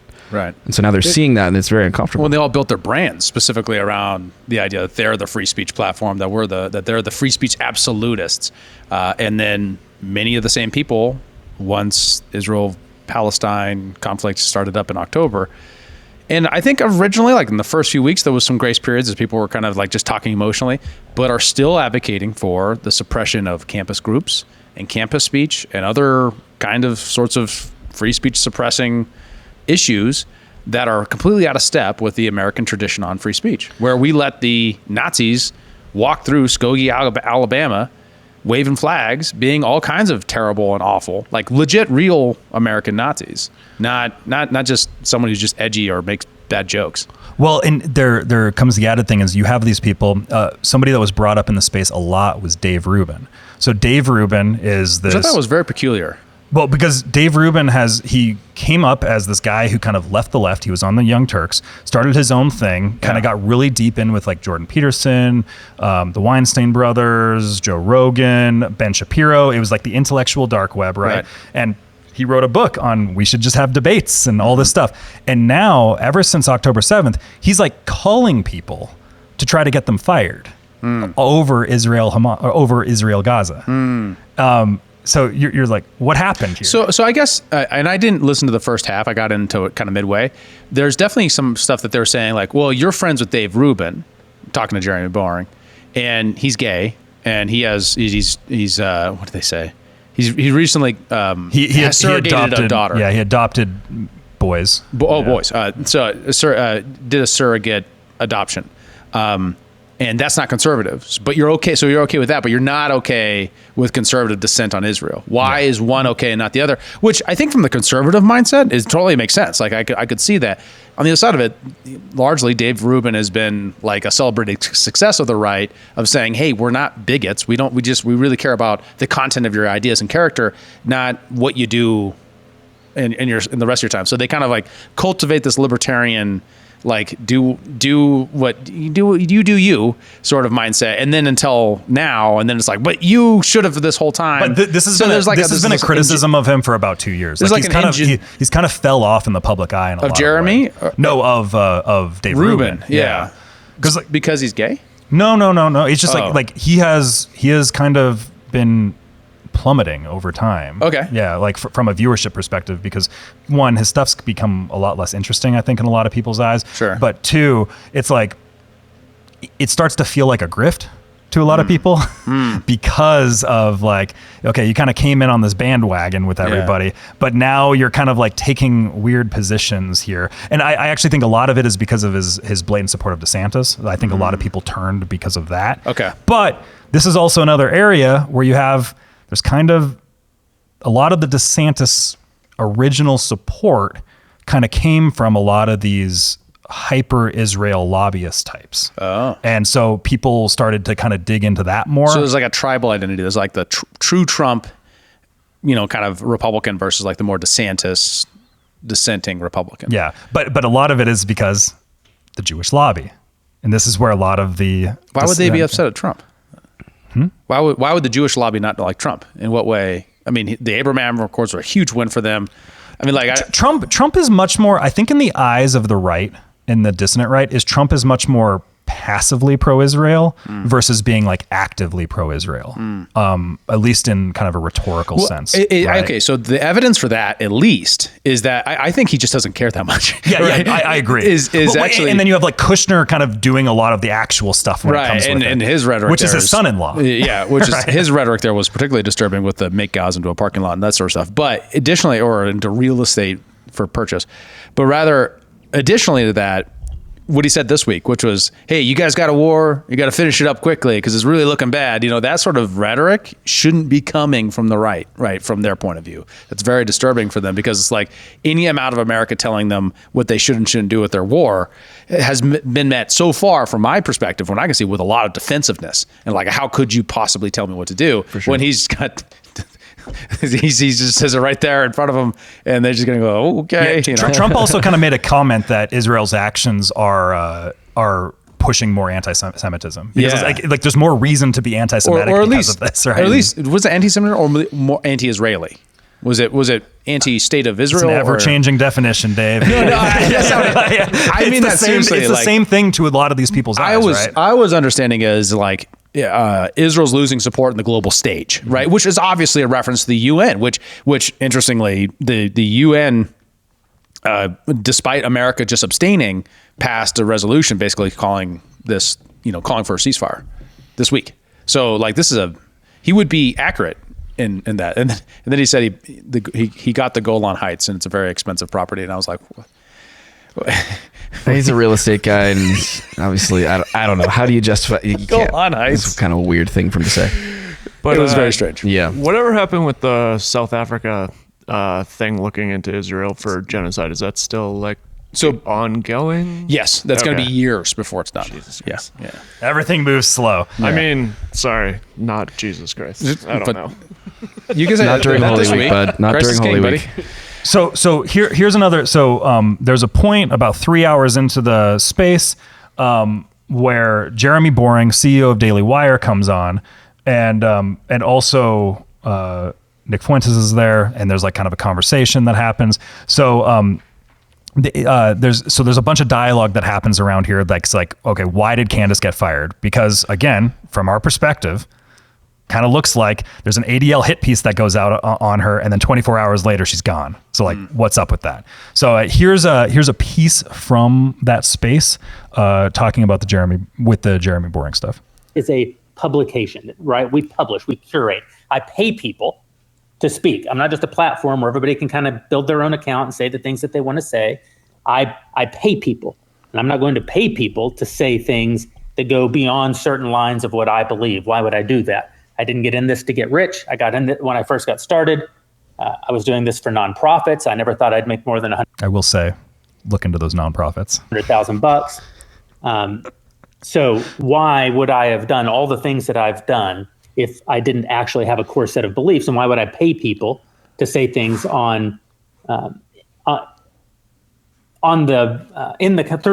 the mechanism that I've built that I don't agree with, or at least agree with within a fairly broad sphere? It's not to say that everybody who works for me agrees with me on everything.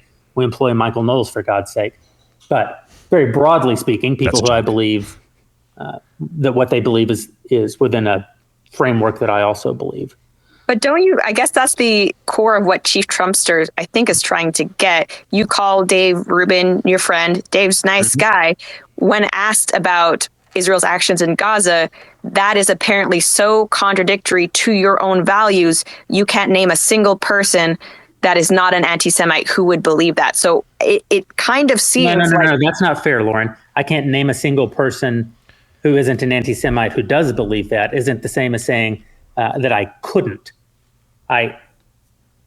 Very arguably there is someone out there. I don't know. I'm not like tracking the views of every single person out there to measure them against some standard to figure out if there's anybody that I could broadly align with. But I can't call someone to name right now who I think walks the line. Do you think I'm anti-Semitic? I haven't followed exactly what your position on all of this is. So it's a bit of a trick question, obviously. I don't think it's a trick question. Can I actually ask what you think anti-Semitism is, Jeremy? We don't have to get into that because he basically just says anti-Semitism is hatred of Jewish people, right? Yeah. Which anti-Semitism actually at large is actually beyond that. It's more than just Jewish people. Yeah, I have one more thing about. I want to just note this too, and I'm actually open question for you guys. When did racism and anti-Semitism go from a philosophy of supremacy to how it makes people of that race feel? That's a subtle change that I think is really what informs a lot of this, and it's strange to me that the right would embrace that as an idea. The anti-Semitism on the right. I mean. Sorry, like not the anti-Semitism, but like the embrace of the anti-Semitism ideology on the right has been around for a while. Like it's been around longer than I've been alive. Well, so don't get me wrong. If what we mean is people who believe that Jews are inferior or whatever and bad, that is what it is, right? A belief set, a philosophy based upon eugenics or based upon some biology or cultural analysis or whatever that says these are bad people because they're part of this group, right? That seems like to me to be racist or something like that, right? But when you just say someone says just has a hatred for, then you got to like psychologize them. Does that make sense? Then you have to like get into their head and be like, how do you really feel about them?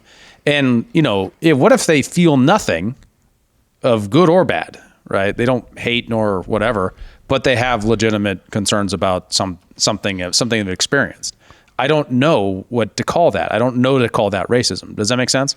Well, as opposed to a philosophy, then we can actually have a debate about is that idea premised on the idea that they are inferior or bad or something like that. Does that make sense? Well, yeah, I mean, I think that the latter, the more contemporary form of having to psychologize someone to understand if they're a racist or an anti-Semite is more of a weapon.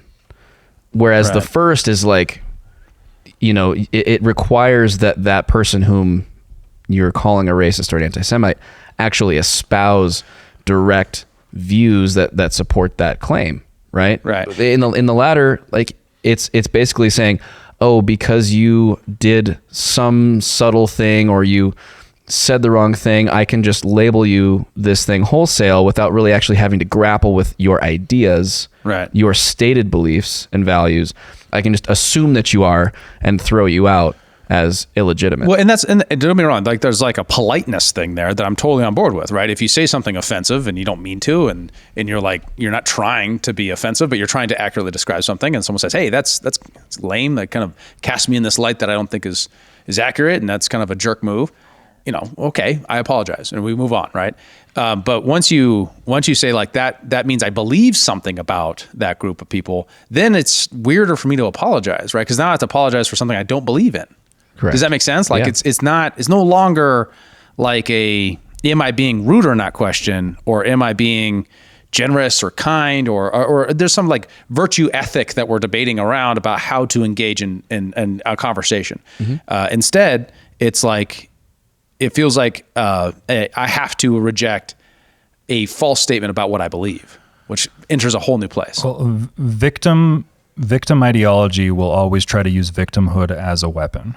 Like that is just what is always going to happen. And we have a kind of a new founding mythology, kind of within Christianity since World War II, this is kind of what I was getting at with the Judeo-Christian values merging thing here that happened here, is that there was actually, somebody used this on the space. They used the term, we turned it into Holocaustianity, where Christianity kind of becomes this thing where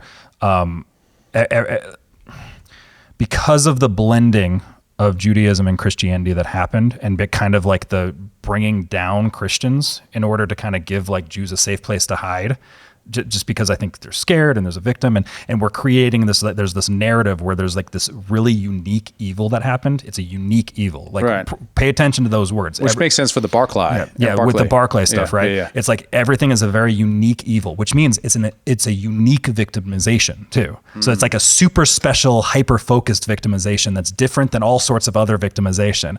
And then that gives you a tremendous amount of power to be able to utilize that uniqueness, because it creates this narrative, because there's like a founding mythology. Like I'm not saying the Holocaust is a mythology, but there's kind of like there's a mythos, a legend that has been developed around it that really gets deeply inside people's emotional pulls to things. Right. And if you look at like Shmuley, for example, every single one of his things always reference that we will never be like our parents and great grandparents, right? Who were victims. We're not going to allow ourselves ever to be that again. There's like an innate like insecurity that he's obviously responding to, that this tragedy and terrible thing happened to them and they're responding to that. And that's why he has maybe the license that he thinks to do this thing that he does, where he's so egregiously terrible to everybody. It's right? hard. Like, it's hard. Kind not of to seems see, like how he might be.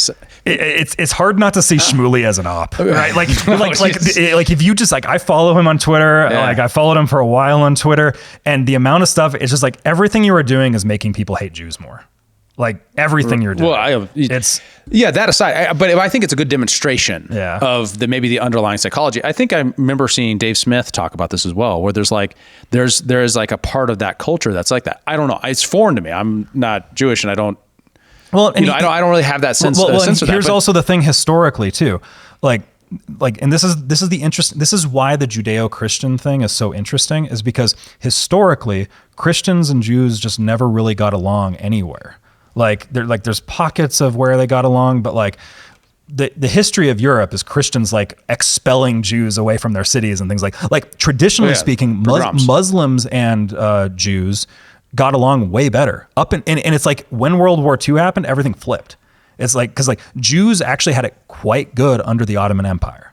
Like they paid a little bit of an extra tax. They didn't have to do military service. And was there discrimination because they're an outside group? Sure. But it was a much different story in Europe for like 2,000 years. You're comparing it to the pogroms, right? Mm-hmm. Which are like the terrible uprising of a bunch of like militia, like people going around raping, murdering, killing, stealing. And then what you end up happening is kind of like there's this era in the late 1800s, early 1900s, where there's kind of like Jewish resistance, especially with like the Bolsheviks. There's a mass purging of Christians. Bolsheviks were largely Jewish, and there becomes this thing. So it creates more animosity. But then you also have kind of the German Holocaust stuff that's purging out Jews. And like there becomes this kind of new legend that is formed in the ashes of all of those events that happened, right? Of the Jewish person as like the victim, inheritor of this terrible thing that happened to their people, which is understandable, right? It makes sense and is totally relevant to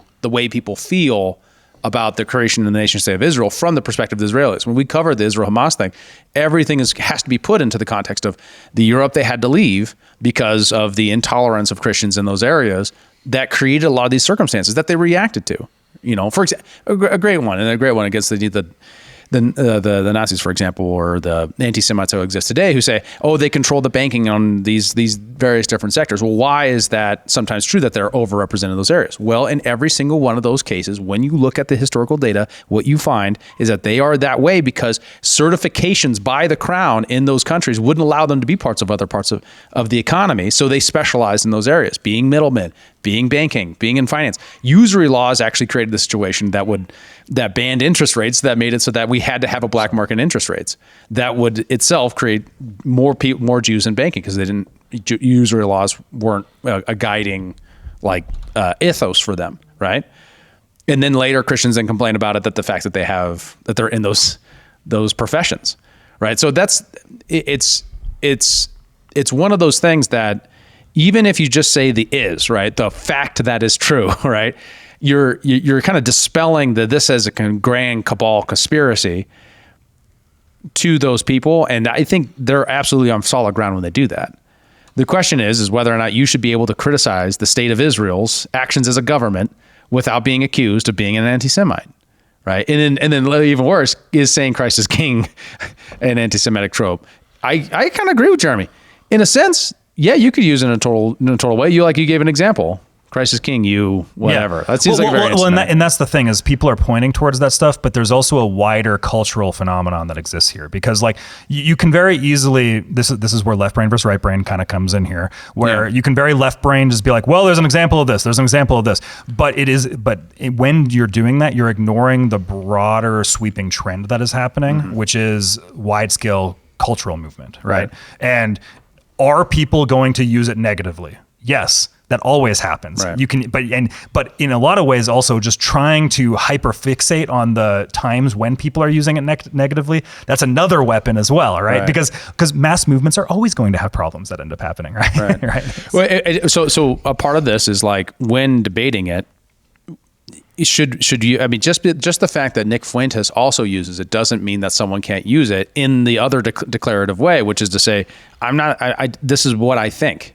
Right. Or does America first mean that America shouldn't tell Israel what to do and therefore but also shouldn't give them money? Right. That would be kind of the Ramaswamy answer to that question. Well, and here's an example right here. And again, the broadening definition of anti-Semitism. So this is back when Nick Fuentes was 18 doing some work with the Daily Wire. He did he tweeted out, I've never read an article skeptical of Israel on Daily Wire, never read an author on Daily Wire skeptical of Israel. And Ben Shapiro quote tweets him saying, accusing any American Jew who is pro-Israel of being an Israel firster is a pure form of anti-Semitism. Yeah. So let me still man Ben real quick. That argument is because of the longstanding trope of Jews not being real members of their country. Right. It's this argument that they're actually members first of their group. And we had the similar thing actually happened to Irishmen, right? Irishmen, because they were Catholic, were actually papists, was the word they use, first, right? They actually didn't have allegiance to America. Now, that was obviously false, right? It took electing a Catholic president for them really to break that hold on the American mind. So it's kind of relying and saying because of that historical part of that trope, that we don't have that is therefore everyone who says that is that, even if it's not trying to articulate a particular view of Semitism. So I have a clip here, which is, so the context is along the lines of what we're talking about right here. I'm not going to play the beginning part of it just because time restraints, but there was a guy on here that was criticizing Shapiro for saying he behaves just like the ADL, because in reference to that tweet as well, it's also around this time, Ben Shapiro had made an alt-right anti-Semite list where he put people like Ron Paul on it, Ann Coulter, Alex Jones, Mike Cernovich, etc. He put this big thing. And, the Ron Paul thing, I've mentioned this as a criticism of Ben Shapiro on the podcast before. The reason why Ron Paul is an anti-Semite to Ben Shapiro is because talking about central banking and the Fed is a dog whistle towards anti-Semitism. Because there's a bunch of Jews in banking. I totally would have thought it would have been because Ron Paul is, anti-interventionist and doesn't support, foreign policy of funding Israel. Well, and that's another big piece of this. Is a lot of the anti-Semitism comes along with what are your positions on war in general? Right. Oh, anti-Semite. Because you're not protecting our allies, Israel, right? Yeah. Well, that's kind of like that's implied by the definition from what's his name, the rabbi from last week's Barclay. Yeah, right. Yeah, so it has to be their right to exist as a group, and therefore the state of Israel, etc. So the day after that space, Lauren Chen did her own live stream, kind of doing a recap and giving her thoughts on it, and I listened to it yesterday. I thought it was kind of interesting, but let's so watching this from that, and we're kind of like reacting to it. Let's do it. Kind of reacception right here, but this goes along this line of thought.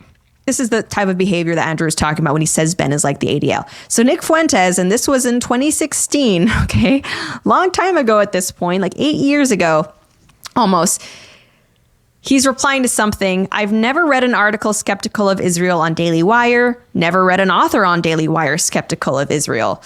I mean, okay, yeah, I think that's like, now, if we say that, that's pretty obvious. At the time, Ben Shapiro's take was accusing any American Jew who is pro-Israel of being an Israel firster is a pure form of anti-Semitism. That is what Ben Shapiro had to say to 18-year-old Nick Fuentes.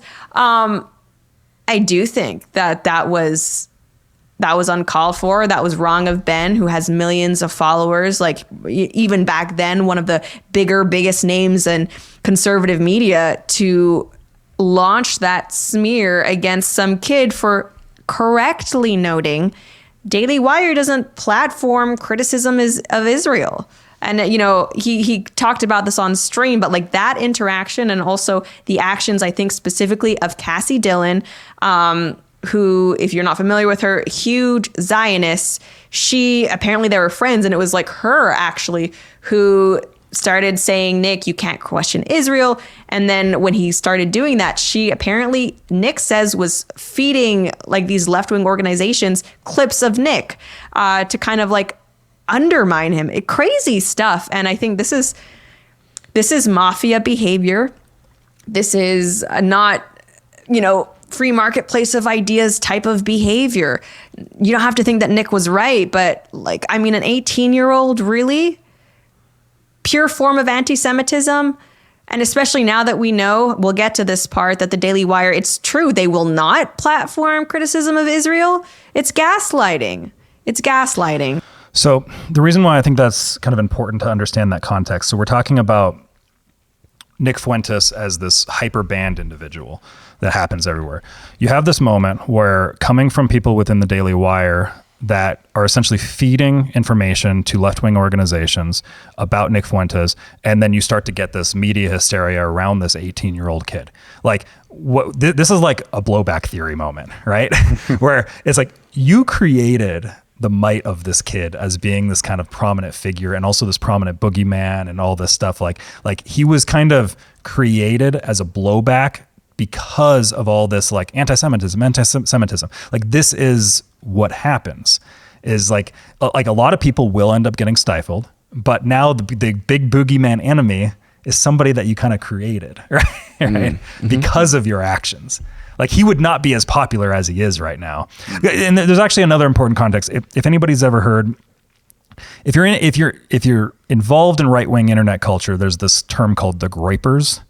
These are all of Nick Fuentes' followers. So whenever you hear something like in the media where like there's this group called the groypers, sort of like I've never heard the media cover it. I've seen it, but I don't know what it means. It's sort of like the Proud Boys. Like, really? Yeah, it's the like same type of phenomenon. Oh. Well, no, like the groypers are just kind of like his fans and like the internet movement around him. I don't know what does the word mean? I don't know what the word. I want to look means. it up. But it is kind of like the Proud Boy thing, where you have like the media groundswell of like, it's a Streisand effect. We talked about Streisand effects last week a lot. I was going to ask the same if type it's of thing. considered that. Yeah.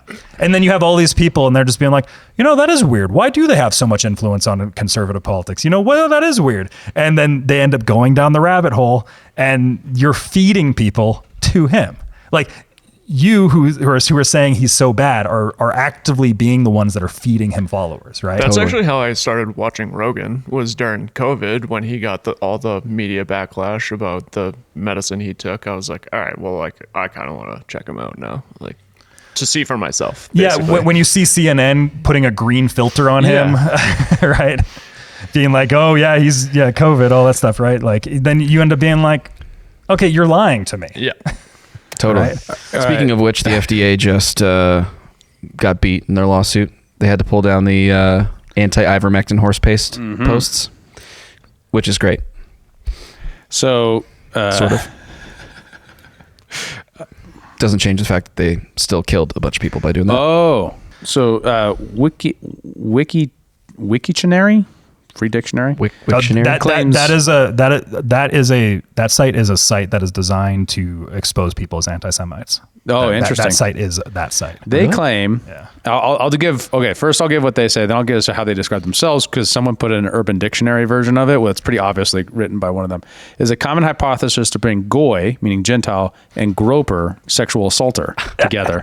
Why would they call themselves that? That doesn't make a lot of sense. Because it's an internet joke. Like, this is like 4chan memery, right? Like, that's what this is. When you said it, I did think of like how we try to censor ourselves when we talk about our words. Yeah. We would say grape verse. Right.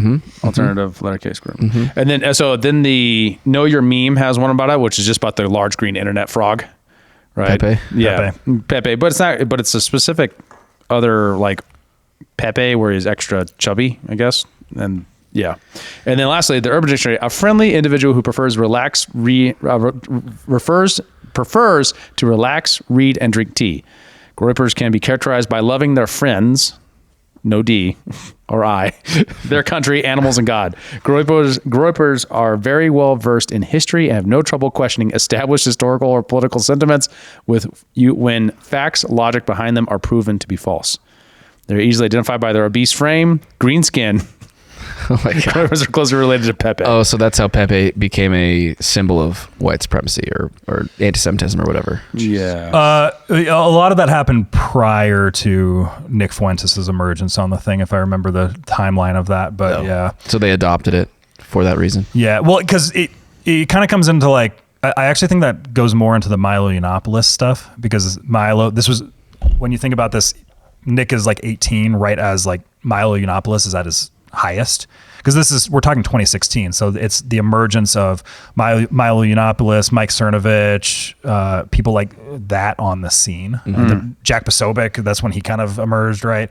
Like all those types of internet commentators are kind of emerged out of that time frame, right, during the 2026 Trump election. Interesting. So much inside baseball I just have no idea about. But this is the thing is like, and especially for people that are kind of maybe not as in tune to internet culture of politics right now, is this is where kind of the future is where these different internet hive mind subgroups exist.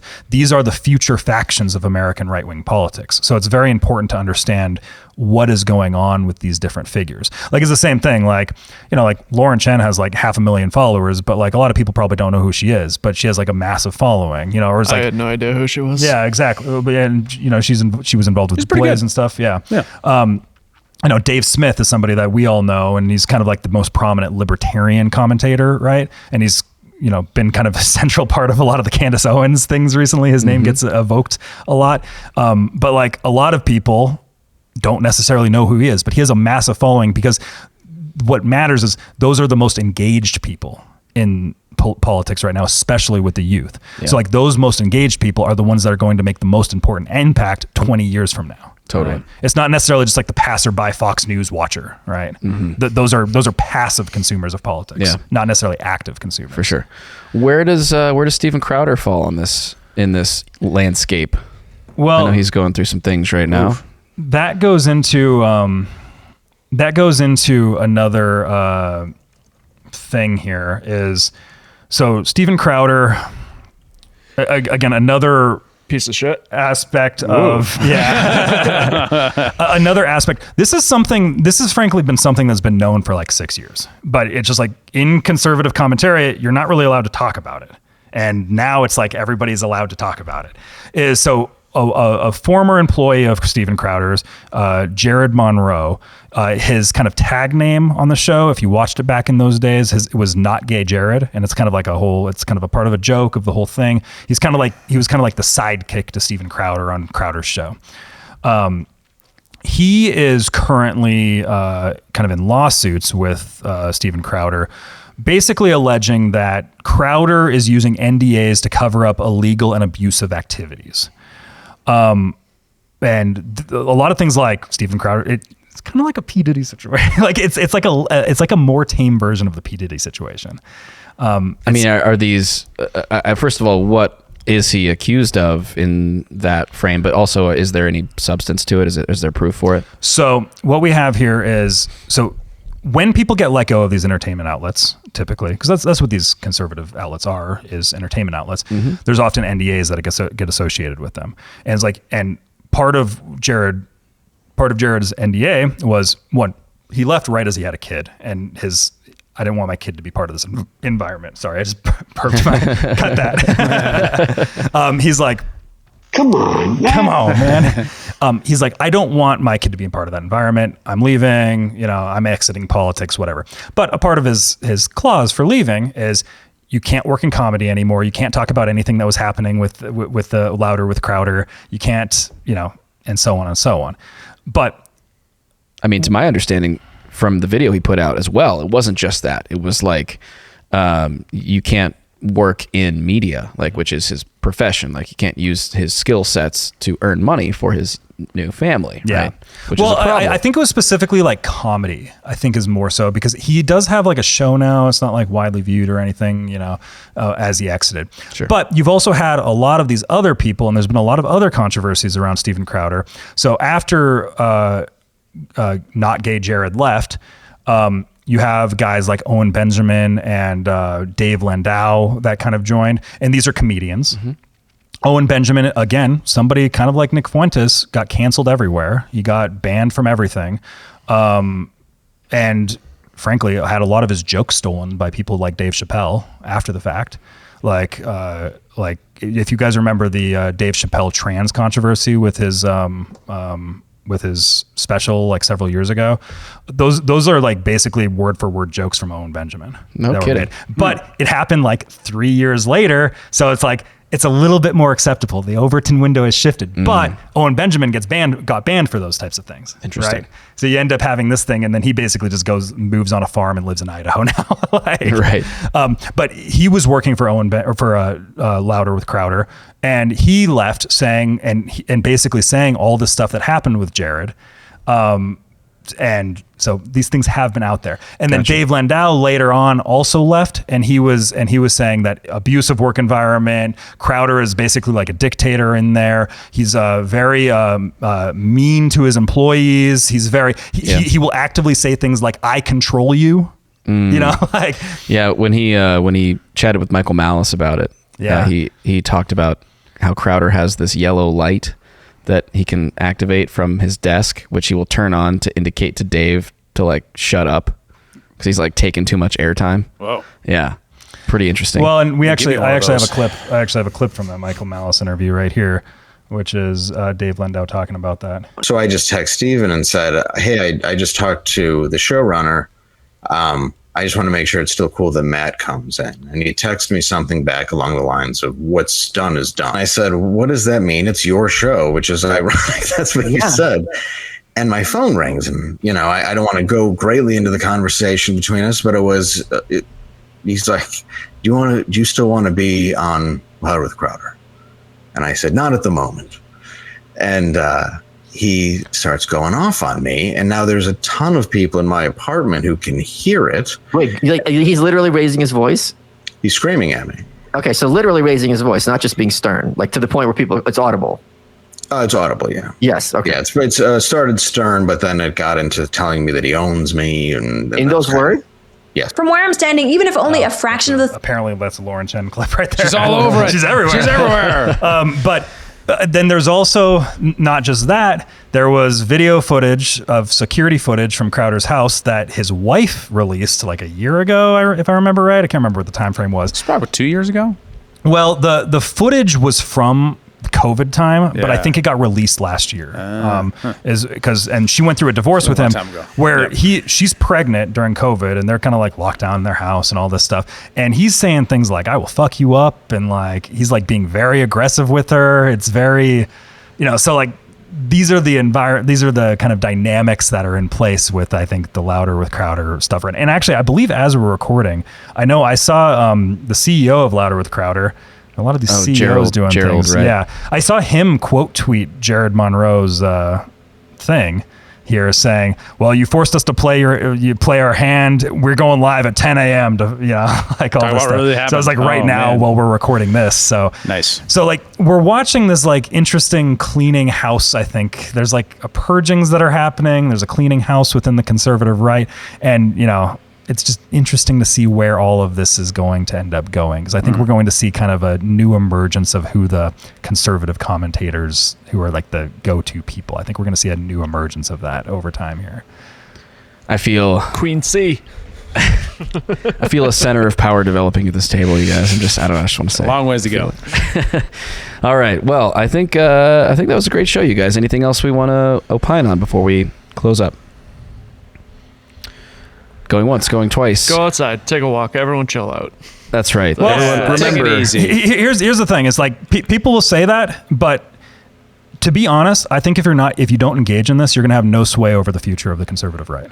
And because like I am seeing a lot of people just like, I'm seeing a lot of conservative commentators. They're just like, "I have a solution to all of our problems." and they show their mute list, and it's like Candace Owens, like all that. Yeah. It's like, you're going to lose the youth in the future. And there's another one. It was not worth it. It was the guy from Babylon Bee commented on this space and all this kind of stuff. And he was just like, if you don't like it, go build a better platform than Daily Wire. Well, that's what Nick Fuentes did. Well, that's what, right. And additionally that is dumb. Voice and exit, right? If a steakhouse gives me an overcooked steak, I can just go create my own steakhouse, or I could say, "Hey, this steak is overcooked. Do better."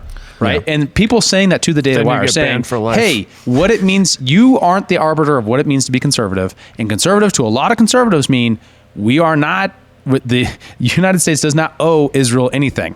The United States owes Israel our friendship, our alliance, and stuff like that. But even then, if they're not on our side, they're not on our side. Well, so like that idea, I know, but that idea doesn't come from conservatism. It can be compatible with it, but it isn't necessary to it. So him making that the standard bearer is something that people should be able to say and discuss without being told that they're racist or terrible or losing their income or whatever. I want to say something about that guy too, Joel. It was Joel Berry. I know you're talking about. He was on the beginning of that space. Really? And his Twitter feed versus how he sounded on that space, very different. Like his Twitter feed is just like, all these people are anti-Semites. These people they're using all this stuff. But then on the space, he's just like, well, God can say it better than me. So here's a Bible verse.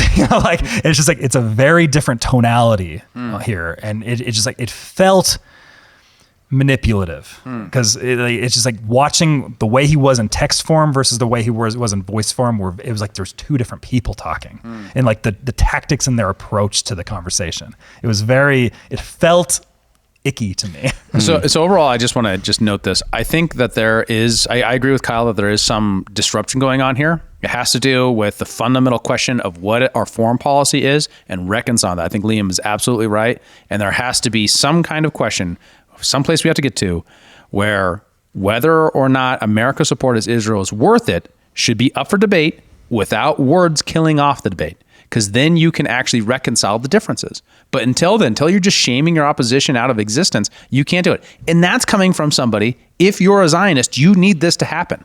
Because it's the only way that you're not going to create the situation where people around you aren't saying, if there's something I can't question, I'm not with you because I'm a free speech absolutist. You can't brand yourself that and then become the opposite. Yeah. Well, and something I want to say is too along that is it reminds me of Bill Buckley stuff, where Bill Buckley back in the day, he was a conservative hero. He was Mr. Conservative. He was, doing these big debates. National Review. He platformed Milton Friedman, all this stuff. Like he did a lot of good things for the conservative movement, and that's what everybody looks at him towards. In the same way that I think they look at people like Ben Shapiro or like any of these types of actors. They're just like, no, but like look at the way that he debated the trans kid on a college campus. It's like so he's like engaged in the culture, but these are also the types of people that are the ones that are kind of restricting, because like Bill Buckley did. Bill Buckley was one of the major factors in the changing of the American mindset on foreign policy.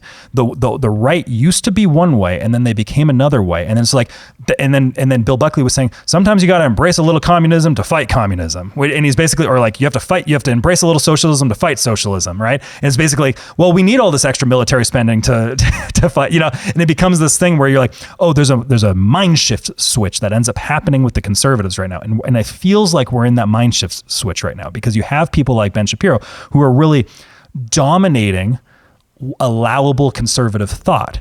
And now people are like, you go on the internet right now, he's losing traction with conservatives very quickly, very fast. And it's because I think the narrative control that these people have is just plummeting right now. It's sort of like the narrative control that the mainstream press is having. Like it's just plummeting. You're also seeing it with these like major right-wing podcasters too, where it's like people are shifting who they're listening to in real time right now. And they're also looking into, like I alluded to with Jeremy Boring right here. Again, Jeremy Boring helped start up Steven Crowder too. Like his name's in the legal documents here because he was part of a nonprofit which has a lot of money ties to Israeli billionaires who are promoting Zionism. Over $300 million. Exactly. And so you have these types of people, and it's anti-Semitic to just notice that. And you're like, okay, maybe that's impacting the direction you're at, right? Yeah. I mean, I think that's a pretty benign conclusion to come to overall. If just taken on its face. Yeah. If it's true, which it seems to be, you got to ask your question: is there a conflict of interest? No, I'm forgetting the guy's name, but the guy that was behind that, it's also like their sponsors, ExpressVPN, also tied to these things. And like the guy that runs ExpressVPN is also the guy that donates all the money for Israeli troop movements. Like same guy. What do you mean Israeli troop movements? He's an investor in an airplane company that has contracts with divisions of the IDF. But also the ExpressVPN guy, who's the major and most dominant sponsor of Daily Wire. So you're like, you just notice that, and that's anti-Semitic, right? But and then you wonder, well, are they trying to push people into a certain direction? Like it feels like an Operation Mockingbird type or at least something that they should disclose if true. Now I don't know about the sponsor being Israeli. Like that's kind of, I don't know about that. But at least if your foundation was originally funded that way, that backs up and created the Daily Wire or birthed the Daily Wire, that seems important. But what if this is the way that you get the money in? Possible. Right. But on the other side of it, like for example, like I wouldn't if for example. Who knows, right? It's an open question to be debated. For example, if Zesty Beverage said, "Hey, we really don't like your guys' point of view on ivermectin," we'd say, "Well, sorry guys, but I'm going to say, right?" I don't know that's the relationship happening. It's just an accusation. Does that make sense? So like it's a part of the case. It doesn't have to be the whole thing. But I mean, if it's directly funded by people from that country, you got to ask yourself, for example, and this was asked of Wall Street Journal and other news outlets when Saudi interests got into the involvement of purchasing shares of the corporations. How would they cover Saudis? This was asked of Vice. Vice had the same question. So it's a reasonable question to ask. It shouldn't beg the question whether or not you're Islamophobic to ask that question. Anderson Cooper, brought to you by Johnson & Johnson. Right.